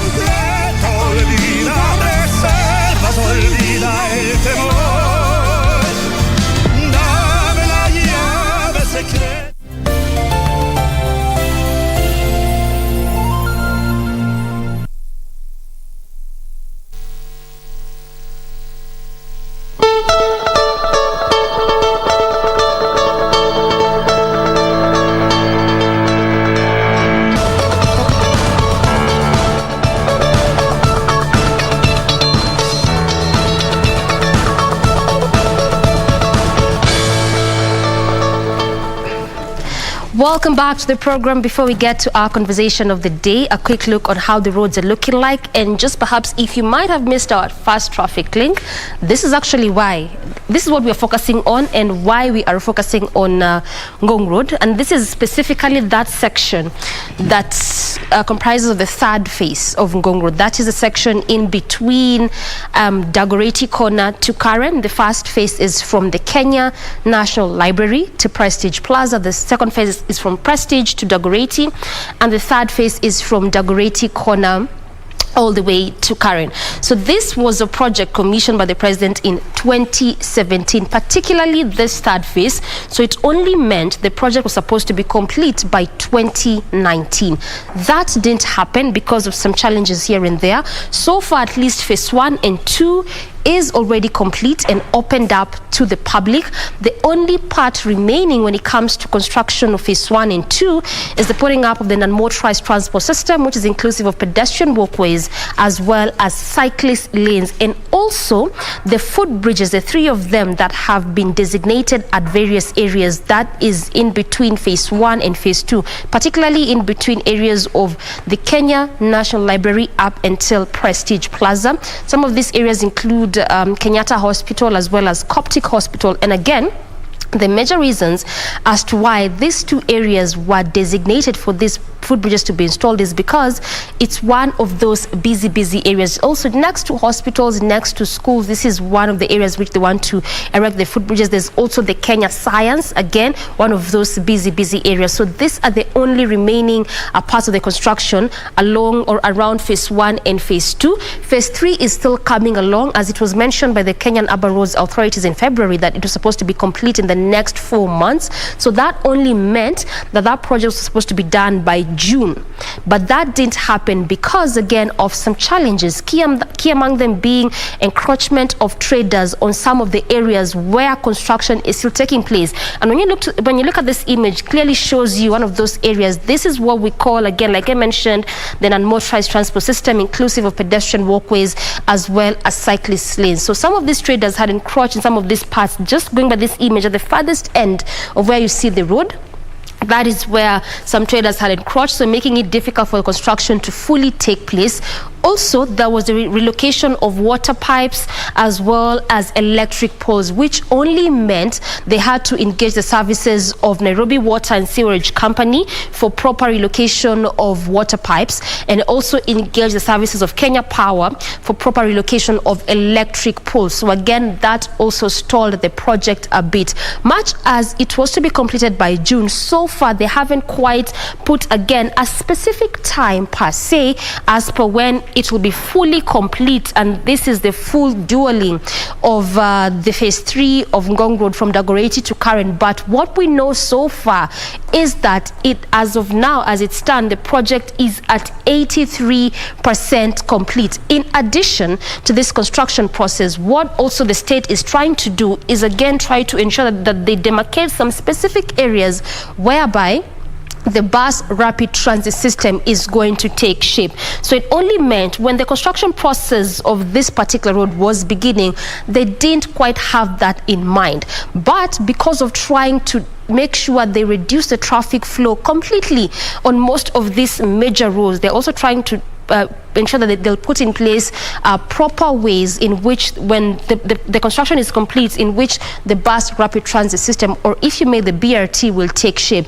Mostly like what we are seeing or spotting along Thika Super Highway, we are clearly seeing BRTs taking shape along that particular route, much as it is a highway, and all that to try and reduce the traffic flow along that route. So also the same will take place on this particular route. And again, in addition to just expansion or dualing of Ngong Road itself, and specifically phase 3 of this route, one of the other, or better still, some of the things that will also be in place once the construction is complete, they'll also put in place the traffic lights, traffic signals, proper drainage systems. These are just some of the things that will also be put in place once the construction process is complete of the dualing of Ngong Road. So again, it simply means that this is going to be one of those roads that will keenly be focusing on, at least up until the construction of this particular road is complete. And that means altogether, that is from phase 1 up until phase 3. Like I mentioned, at least phase 1 and 2 is complete. Just some small parts of that construction is what has still remained. So that means, again, until phase 3 is fully complete in terms of expansion, that is from a single to a dual carriage road, which is still slowly continuing to take shape, and also up until the various amenities mentioned by Kura, like I mentioned, the drainage systems, traffic lights, traffic signals, and also the 5 footbridges, which will just occupy the phase 3. So the space in between Dagoretti to Karen will have an inclusive of 5 footbridges. And again, this is to reduce on the number of death cases, because much of what we know so far, the recent roads to be constructed, especially expanded here in the country, have resulted to high number of death cases because of the lack of those footbridges. So again, up until that is complete, and also when they'll begin on that process of the bus rapid transit system. So clearly, it will still remain a key road of focus until all this construction process is complete, and try to see how all this will impact, affect, and reduce the traffic flow, specifically along Ngong Road. Thank you, Doreen. Nakwambia ulianza hiyo traffic and you said Ngong Road like a true Luo woman. Ngong. Ngong. Thank you for that. We'll be sure to check in with you before we get to close the program. In case you are just joining us, Karibu tena sana. This is Good Morning Kenya. I am Jane Momboy. We want to get into the next part of the program, and this is Women at the Forefront. All about my girldoms, all about empowerment, all about encouraging you by bringing to you women that are doing phenomenal things in the different spaces, professionally speaking, and also looking at their personal lives. And with us today, we have Doctor, engineer. We have engineer Christine Kibet Kabon, who is a biomedical engineer working with Iten County Referral Hospital. Good morning. Good morning, Jane. Karibu sana, Good Morning Kenya. Thank you so much. Thank you for making time to be with us today. We appreciate the time. Thanks too for this opportunity. Absolutely. Yeah. So as I always say, kama una maswali or you have comments or you're just seeking clarification, we welcome you to talk with us. Use the hashtag Good Morning Kenya on Twitter. Our official handle is at KBC Channel 1. My handle is at Jane Womboy. Now, we want to understand, getting to become a biomedical engineer, what it took for you. And this involves going way back, understanding where the journey even started. When we were all growing up, we all have dreams, ambitions. I want to be this, I want to be that. Was a biomedical engineer anywhere in the works for you? Did you even know what that was? I actually didn't know, Jen. Yes. In fact, I remember when I grew up, I wanted to be a lawyer. But when I finished Form 4, I think I didn't manage to get to the law school direct. So I had to stay for some time, and then after that, this chance came now. I was given a letter from the Kenya Medical Training College for medical engineering, and then I didn't even know what it was. And then I had to consult. I consulted one of my cousins who had schooled in abroad, that is in India, and he told me this is one of the courses that were just recently introduced, and they only offer up to the diploma level in Kenya, and the rest will be offered abroad. So when I just heard about that, he said, this is what I'm going to take. Yes. So I just went immediately. Yes. Yeah. And how was even the support from your parents looking at this career path that not so many people know about? You don't have any idea about it, but you have decided, this might lead me there. Let me take this. How was the support system around you at that time? Actually, I can say I was just supported by my parents. Of course, they are not educated. But when I just said, Dad, Mom, this is what I'm going to take, they gave me maximum support.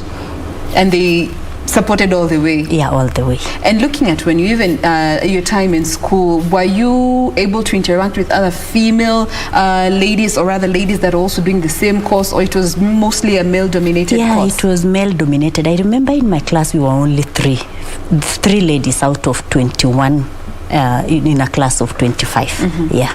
And was being a woman ever used against you looking at that time? You know, it's new, and there are more men than women taking up this course, just 3 of you. Did you ever face any form of discrimination or, you know, being spoken against just by virtue of being a woman? I think not Jen. In fact, I remember when I was doing especially the mechanical part of it, you know, we do the metal work. Yes. We could cut the metals.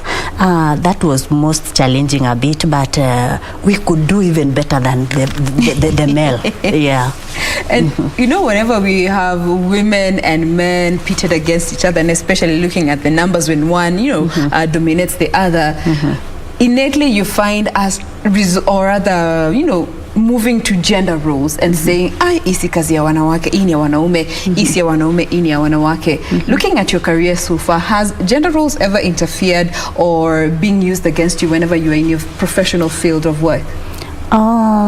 I can say no, though sometimes, you know, now that we are few, you find that most opportunities are taken by the male, our male opponents. So what I can say, I haven't faced so much challenge. In fact, I get more favors. Yes. Yeah. And you know, one would look at this career and feel, this is more of the, you know, for the men, because it involves a lot of the STEM subjects under it. And then we have this narrative where we find so many, when it comes to STEM related courses, you find it is mostly men that are doing it. Why do you think this is so? Is it an attitude problem among the ladies, or an attitude problem among our fellow male counterparts that are discouraging us from taking up some of these STEM related courses? I think it is the attitude that as ladies we have, because we can, in fact, anything that a man can do, in fact, a woman can do better. That is what I've realized. It is just the attitude. Yes. And what can be done to just change this attitude? Is this a question of using an opportunity like this with a lady like you who has been there and you have seen the beautiful side of it, or also bringing, and rather how we can bring the male counterparts onto the table to help change the narrative, especially around STEM-related courses? Yeah, I think that is it, Jen. Some of us that have gone to this male-dominated field, we can come out strongly, encourage our fellow ladies, and tell them we can do better. Awesome. Yeah. Now, I was just going through some of, you know, looking at your bio, you also have strong interest when it comes to women representation and empowerment of the women. Now, I want us to talk a bit about representation. You know, just earlier on with my colleagues, we were looking at the youth dividend and looking at the fact that we are so many, but yet we are underrepresented. And now bringing this conversation to women, is it a question of, we are also very many, but we are underrepresented? So is it a question that we are underrepresented because we don't have the opportunities, or we have the opportunities but we're not showing up to represent ourselves? Your question is a two-way, Jen. Yes. I think before we were not being given opportunities. In fact, like for example, today I stand as I want to become the MP of my constituency, the male will still look at me like not yet ladies, we are not given that opportunity. But we thank God for the 2/3 gender rule. That has really helped us. This opportunity that was given out to all the counties to have their own women rep, it is great. But I think we need to be given opportunity just like men. Yeah. And where do your interest, even in the political space, stem from? Yeah, when I was posted in 2011, Jane, I was working in a remote hospital that is in my local village, and I really saw the many challenges that women and girls are going through. I started writing proposals. I tried so many ways of how I could help the community, but I could not get the assistance. And then at some point I said, why not me? If given this opportunity, Jane, I can be able to bring change that I need, the change that these ladies and these women and girls deserve. Yes. And what are some of those social economic challenges that you have been seeing, and especially looking at your hometown, where you have grown, where you have seen the problems, and even maybe to some extent experienced, and you don't want the younger girls who are there to find in their future? What are some of those issues that you feel you can help address as a woman? Yeah, the first issue, Jen, is about the poverty levels. Most of our women are still living under the poverty levels, and this is another era. We need to at least uplift these women to help to help them at least economically, so that they can be able to provide for themselves. We have seen girls, like in my village, I've seen so many girls get discouraged because of how these these ladies are living, the lives that are living. So these challenges can only be we can only help this through the right leadership. We can help maybe make these ladies to become economically stable. Yes. And in that way, at least we can help the many girls to come out. Yeah. And how can even the family be used to be part of this change that you want to see among the girls? Starting from the household where you are with your mom, your dad, and as a young girl, how can that space be used to help mold you to become this different breed of women that we are hoping for the future? Okay. A nation is built by small families. If we can help make these strong families strong, build these families in a strong way, Jane, we are building a whole nation. But I remember when I was a young girl. My dad was a farmer. My mom was a farmer too. They never went to school, but they used to work very hard. We really missed anything in our lives. Yes. But if I see somebody, Jane, who is starving, living below that poverty level, I feel so bad, and I say, no, it is good to make this family strong, make them economically stable, so that we make our nation grow.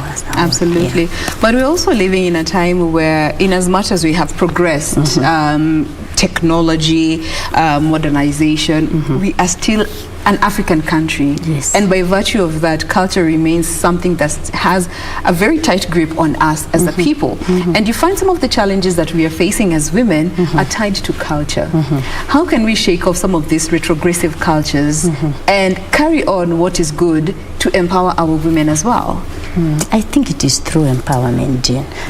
Like we can give these motivational talks to this society, and we can come out of that culture. It is possible. I've been running a program of motivation in our area, in Elgeyo Marakwet, and I have seen it is just lack of knowledge. If we can just empower these people with knowledge, we can come out of that culture and we can live a different life. Absolutely. Yeah. Is mentorship something that has played a role in your life, looking at your career professionally speaking when it comes to the biomedical engineering part, and also given that you have a political interest, is there some form of mentorship that you have undergone, or you have a mentor who helps you along the journey? I can say yes, I have some mentors, and at the same time it is through God's grace. Like I haven't received that real mentorship.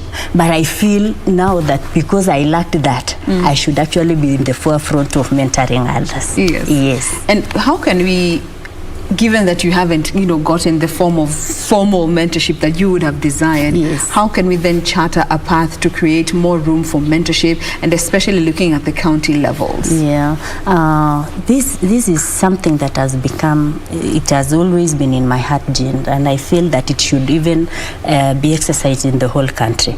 Like now, in our schools, generally, we've experienced so many suicide cases in our schools, our young children committing suicide. And I feel the Ministry of Education should come up with such a program, a mentorship program that should go around all our schools, all our counties, so that we mentor others. A special mentorship program in the Ministry of Education, so that we help others grow in a special way. Awesome. Yeah. And I like that you've also mentioned just going around schools, and this now brings, looking at the pandemic, we all got to hear of the number of teenage pregnancies that was recorded, and that's just what was recorded. So you can imagine the many others that were not recorded. And by virtue of that, so many girls are denied opportunity to go back to school. What can be done to also just make sure, in as much as a girl becomes a mother at a young age, they're not denied the opportunity to go back and pursue their educational goals? It is all leaders, Jen, to come out strongly, advise the parents to release their children back to school. Let the mothers hold the babies. It is possible. Give that child another chance, so that she gets her dreams. During that pandemic period, I remember I had to use my resources together with some other leaders. We could go around and then talk to our girls, talk to our boys. In fact, we utilized that period specifically for mentorship. And I thank God so much that the results were good. In Elgeyo Marakwet, we never experienced so many teenage pregnancies, though they were there. We cannot say they were not there. But I'm just appealing to the parents to give them another chance. Let them go back to school.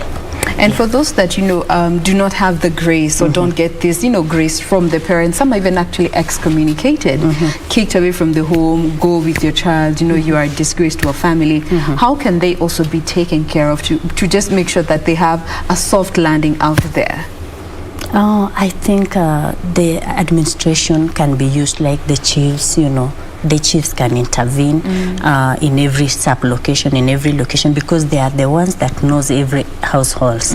And also, that is in my plan. When I'm given an opportunity in 2022, Jen, I was planning, if possible, by God's grace, I'll set up a school specifically for these girls, that have children.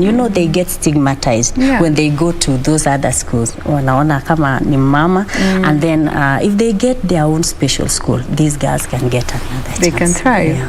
And that also takes us to the whole space of the perpetrator, because what was also reported is that most of the cases, when it comes to sexual violence or defilement, the perpetrator was someone who was familiar to these girls. Could be a father, an uncle, a cousin, a brother, for that matter, stepfather. And you find in some of these cases, the families prefer to sort this out of court. They don't want to go the legal way to take action, because italeta aibu kwa familia, atutake maneno mengi, consequently denying this girl justice.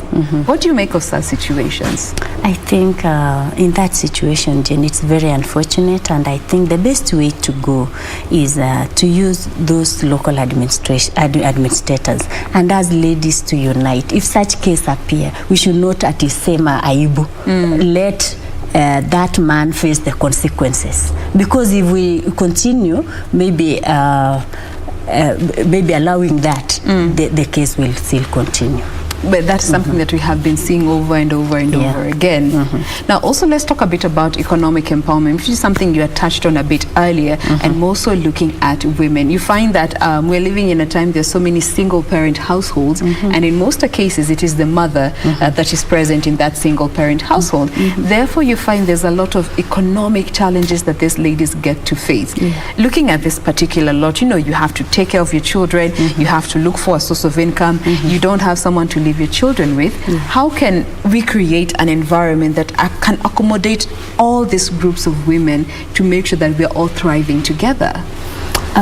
Jane, in the Affirmative Action Fund, I think there is that provision that these women can qualify for that fund, and we always encourage them to form groups. And when they form groups, they will write proposals, and in that way, they can be economically empowered through that small source of money. They can start their businesses, they can do their farming, and life can be good to them. Absolutely.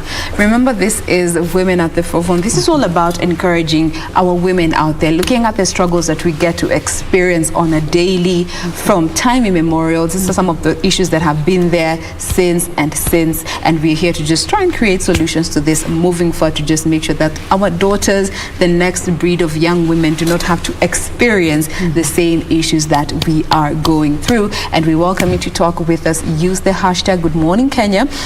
That is what we're using on Twitter. At KBC Channel 1 is the official station handle, and my handle is at Jane Wamboi. Now, looking at even the fact that you are a mother, a wife, you are an employee, you wear all these many hats. How do you just strike a balance to ensure that one part of your life is not suffering on the basis of this other part, because you have to show up in all of them? Of course. Jane, I think we have been given grace by God. As women, we can multitask and we can balance each and every part. Like, I make sure that at the workplace, I'm doing my best. I can also take care of my family well.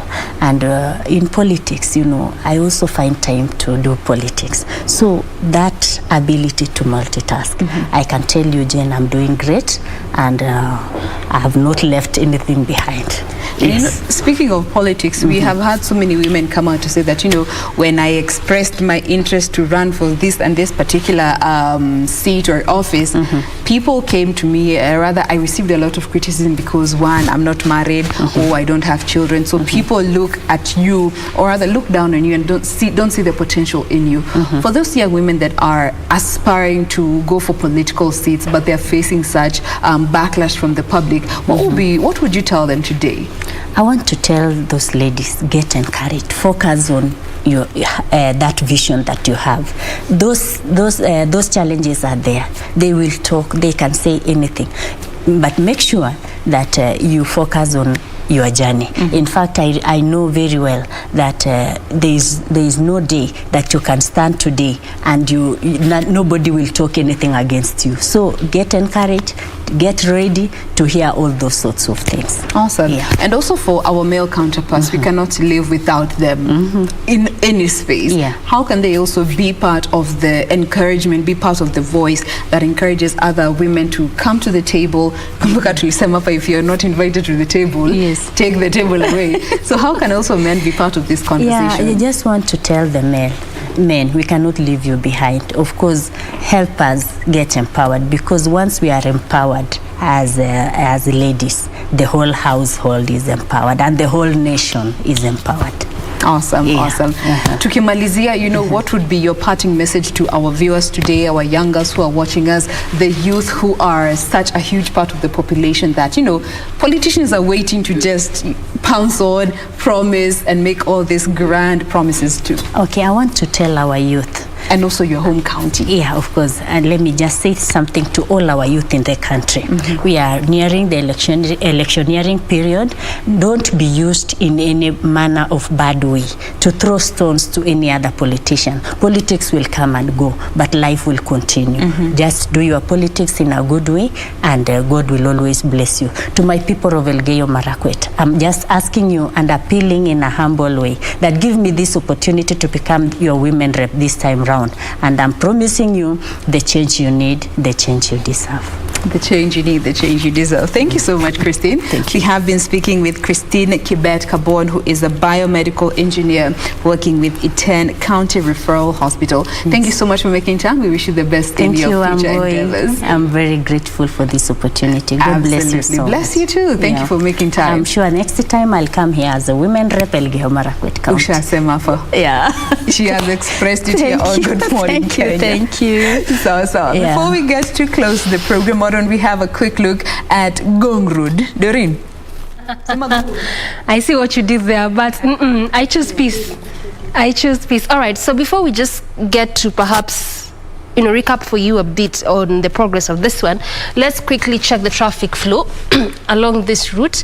This is Ngong Road, and we can begin from the city mortuary roundabout. Just very quickly how it is looking like. This is how the roundabout is. Heavy kind of traffic throughout this entire roundabout, but then again, it's quite expected. We've mentioned time and again, at least the better part of this week, is that this is what we expect to see on most of our roads here in Nairobi and even beyond, and that is simply because of the reopening of schools, which clearly would lead to heavy kind of traffic just because of a lot of activities and movements here and there. And not forgetting the fact that this is also one of those busy roundabouts. This is the city mortuary roundabout, busy because it gets to branch off to major roads as well as slip roads. Case in point, Ngong Road, which is our focus this morning, Valley Road, there's all the way coming from Kenyatta Hospital, as well as the sections of Langata Road via Mbagathi Way branching through, cutting via V Road, coming to the city center on that side of Uhuru Highway. So clearly one of those busy roads there. And on that lane, as you leave the estates, leaving the areas of Dagoretti, Karen, Ngong, coming to the city center, on that section, heavy kind of traffic just as you near the roundabout there. That is how it's looking like. In fact, that area around the Coptic Hospital, one of those areas where you'd really see heavy kind of traffic, and that is the case along this section, or better still along this lane. That is as you come to the city center. Now, when you just try to remember what I was telling you on our second traffic link, as the reason as to why it is important for these footbridges to be installed the minute they will begin on that process. This is around areas of Coptic, Kenyatta, as well as Kenya Science, actually just areas in between phase 1 and phase 2 of Ngong Road. This is also why, look at this, the heavy kind of traffic around the areas of Coptic Hospital. Now, this is actually how it works, or how it happens. Anytime you would spot heavy kind of traffic on such busy areas, simply because traffic police oftentimes have to stop vehicles for pedestrians to cross over from one side of the road to the other side, and also given the fact that it is one of those busy areas, simply because it is around a hospital, so obviously just making it one of those busy areas. Now, the major reason as to why this footbridge becomes necessary to be installed around these areas is to reduce on that kind of heavy traffic, because it will simply mean, instead of traffic police having to stop vehicles here and there for pedestrians to cross over from one side to the other, then they'll just have to use footbridges, so thereby it ends up reducing on that traffic flow. So aside from just footbridges serving as the purpose of reducing on the number of death cases, it also serves as a good avenue for traffic reduction. And then again, and I mean, this is also why they will be installing that. So coming back, the traffic flow, that's just how it's looking like. Not moving at all, at a standstill on some sections, moving at a very slow pace there, and that is specific to that lane that is leaving the estates as you head over to the city center, and also case in particular just around that section, or around that area which I've just mentioned. On the other side, moving at least at a very swift pace around Prestige Plaza. Around Prestige Plaza, again, also heavy kind of traffic there. That is also expected. It's next to a mall, so clearly that will also be a good reason as to why we'd spot and see heavy kind of traffic there. Areas around Adams Arcade, again, heavy kind of traffic on that section. So if at all you're coming from these areas, estates are along Ngong Road on this particular section, then just on those areas that I've mentioned, you'll have to make do with that traffic there. And not so bad, at least on that lane that is leaving the estates, leaving city center, Mbagathi Way, Kenyatta, Valley Road, as you head over to areas around Ngong, at least on that particular lane, all through and through, moving at a very swift pace. So just as we finish up on the traffic link, at least this Wednesday, so this is why we're focusing on Ngong Road, just simply trying to look at the progress of phase 3. And like I mentioned, at least as of now, what we know is that it's about 83% complete in terms of construction. It's expected to shape how Ngong Road is going to be looking like altogether, as well as try to reduce the traffic flow along this route. Part of what will also be inclusive once the construction process is complete is obviously non-motorized transport system, inclusive of pedestrian walkways as well as cyclist lanes. In fact, those are just some of the projects that Kura is trying to finish up on. when it comes to the dueling of phase 3 of Ngong Road. In addition to that, it will also be inclusive of 5 footbridges. They haven't quite put specific areas, unlike phase 1 and 2, whereby we know the exact places where these footbridges will be installed. On this particular one, they haven't quite designated the various areas, but at least what we know is that it will have 5 footbridges just on that section, or the space in between Dagoretti Corner and Karen, which is actually the space that forms up phase 3 of Ngong Road. And also it will have traffic lights, traffic signals, and proper drainage system. All this in a bid to try and reduce the traffic flow along this route. I mean, over time, we've talked about the kind of millions that Kenyans get to lose just by being on traffic.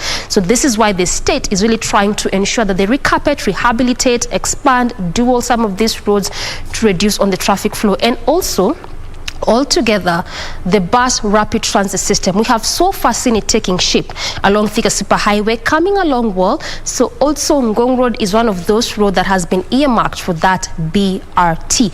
So far, that's how it's looking like in terms of traffic this morning along Ngong Road. And also, those are the recent updates when it comes to how the entire space or face of Ngong Road is coming along in terms of that construction process. Doreen, just last week, you know, the government has been trying as much as possible to bring sanity on the road and what have you. But last week, I think I even posted one of the social media groups that we have around, where someone was knocked just right under the footbridge. And the government is erecting more of these footbridges along the major highways. I mean, and you know what the cop said? Quote unquote, this is a dead case. Because the person, okay, by bad luck, he passed on because the impact was so hard on him. You see, the whole essence of having a footbridge is to minimize accidents between the motorist and the pedestrians. Because those kind of footbridges are always erected during, you know, at busy places, either markets, you know, marketplaces, schools, or where there's huge crowd, so that there is that easy flow of traffic between the motorist and the pedestrians. But then that person was knocked right under the footbridge. Right. And you see, actually, that was along Outer Ring Road. Yeah. And, you know, Outer Ring Road is actually the latest in terms of, if I can mention, one of those major roads to be constructed here in Nairobi. And after its construction process, you know, was complete, because right now what they're still trying to put is try to ensure that all the various areas that they had designated for footbridges to be installed, in fact, there were 11 places. So far, they've done, I think, around 7 thereabout, so remaining like about 4 therein in terms of footbridge installation. Before that was actually done, Outer Ring Road was the road in this country, entire Kenya, recording the highest number of death cases, simply because of the population around that area. Exactly. Initially, the way in which the road was just a single road. So right now, they have really expanded it to a whole 8-lane road. And you can imagine having expanded the road to that kind of magnitude and not having footbridges. So clearly, it was recording high number of death cases. And this is why they actually began with those footbridge installation. Now, the problem is, Kenyans, I don't know if it's like, what will I say? We love shortcuts. We love shortcuts. And some will blame it on lack of proper sensitization. And you're thinking, there's a footbridge. Why don't you just go use that footbridge? And by the way, you know, it's so shocking to see mtu anavuka, tuseme for example, a lady or a mother na mtoto. Kwanza anashika mtoto, anaweka mbele yake, so that, you know, as a decoy or as a barrier, so that as a motorist, ukiona mtoto, you'll have to slow down. Listen, when you're knocked right under the footbridge, there is no case there. There's no because case. You did not see a vehicle inakuja huko juu kwa footbridge to knock you huko juu. It's like you've trespassed. And you see, that's the thing that most people don't know. If you are knocked by a car within 100 meters of a footbridge, actually the state has rights to sue you. As the victim and the victim's family, there's no recourse for you. There's no case there. You cannot lodge a complaint against the motorist or anything. No. As long as you're within 100 meters of a footbridge. And you unaiona, because that's the line of vision. The direct line of vision is estimated to be 100 meters of a footbridge. If you are within that range, you can be sued by the state Before for or misuse. after? Yes, misuse and abuse of public facilities. And actually, they would even argue that you're putting the lives of other motorists in danger. Yes. Or you're trying to commit suicide, because why would you cross the road right under the footbridge, which is erected by the taxpayers' money? Because erecting a footbridge, we all know how long it took that one along Thika Road. It takes a long time, takes a because you have to long redesign time. the entire road. You have to block another section for you to erect that footbridge. So, guys, The state has all the grounds to sue. Exactly.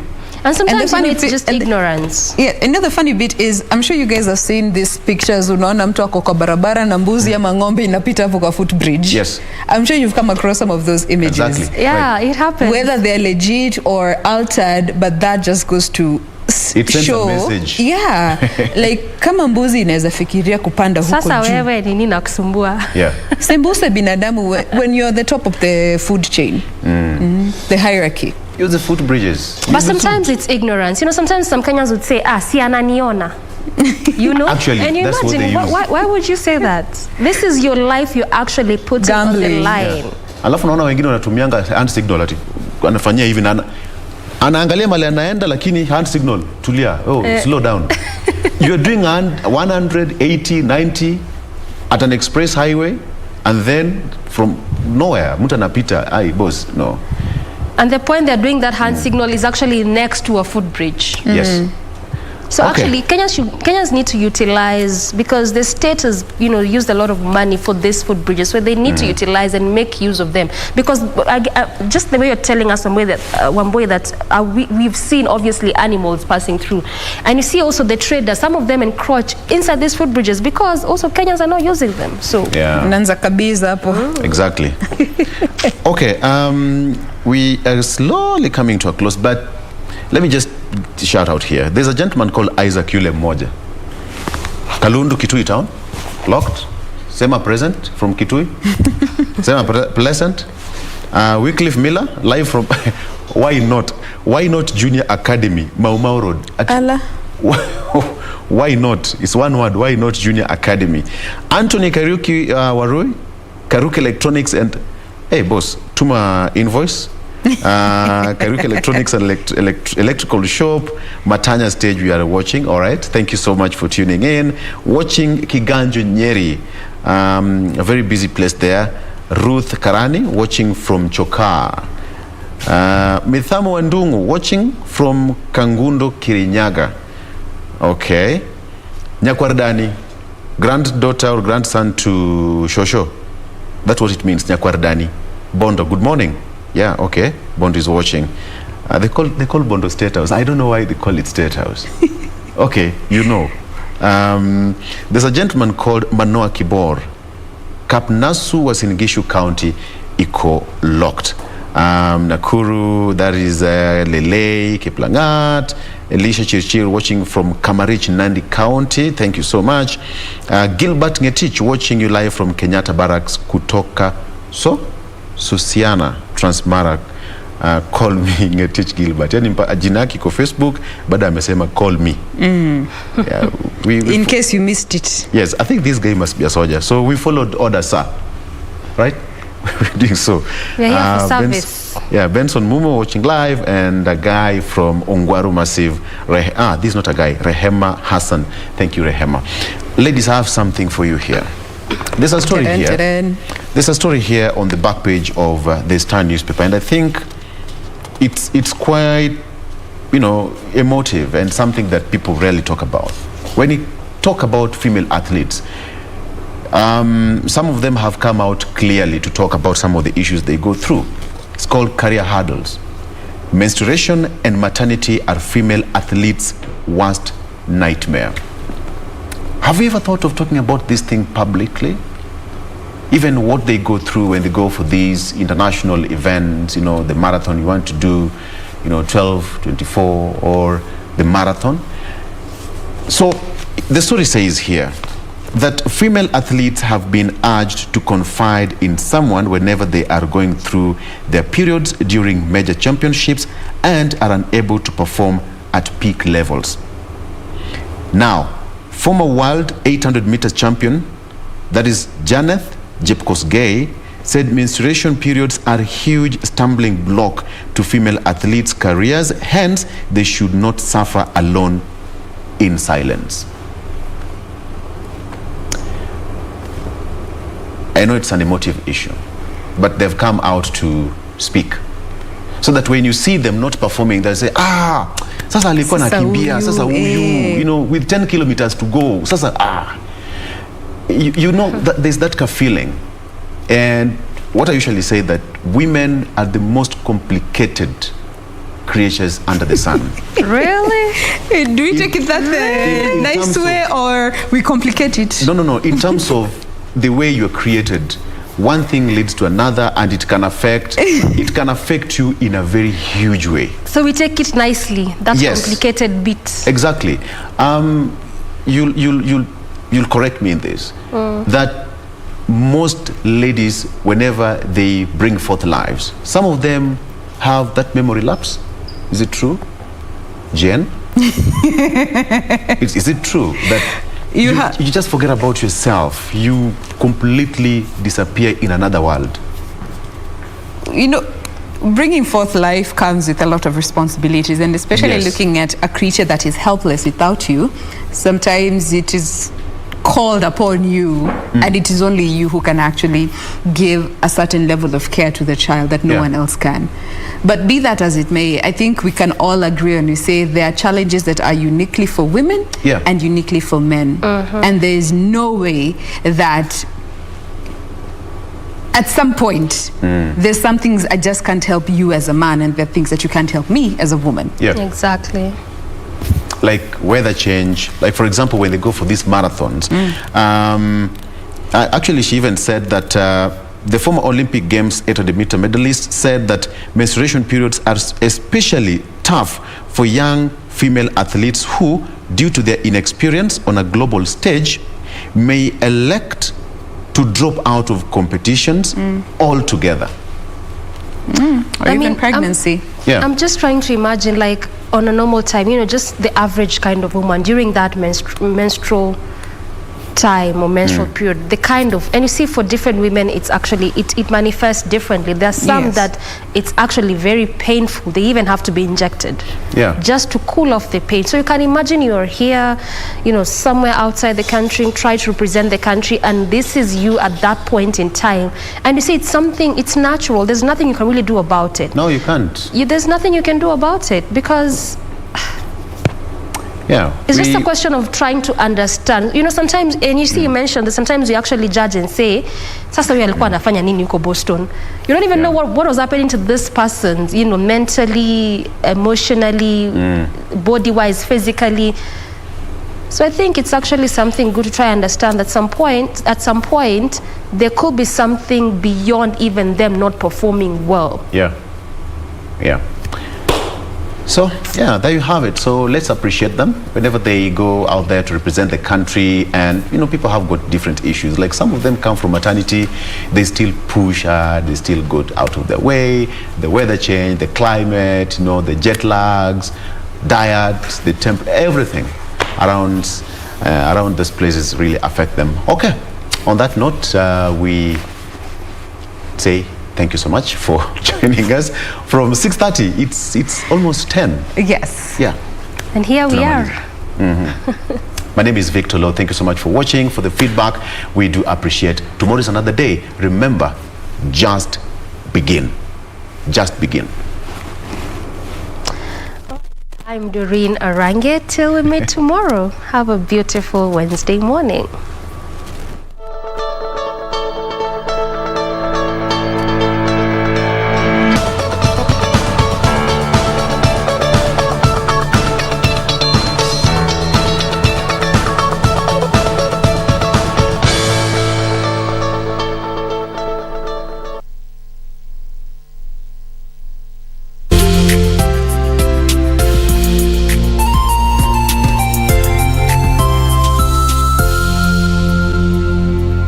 Ili kupata sikiza tune hii ya heshima, bonyeza *811 *817 hash. Ukiwa mtu wa heshima, utaheshimiwa.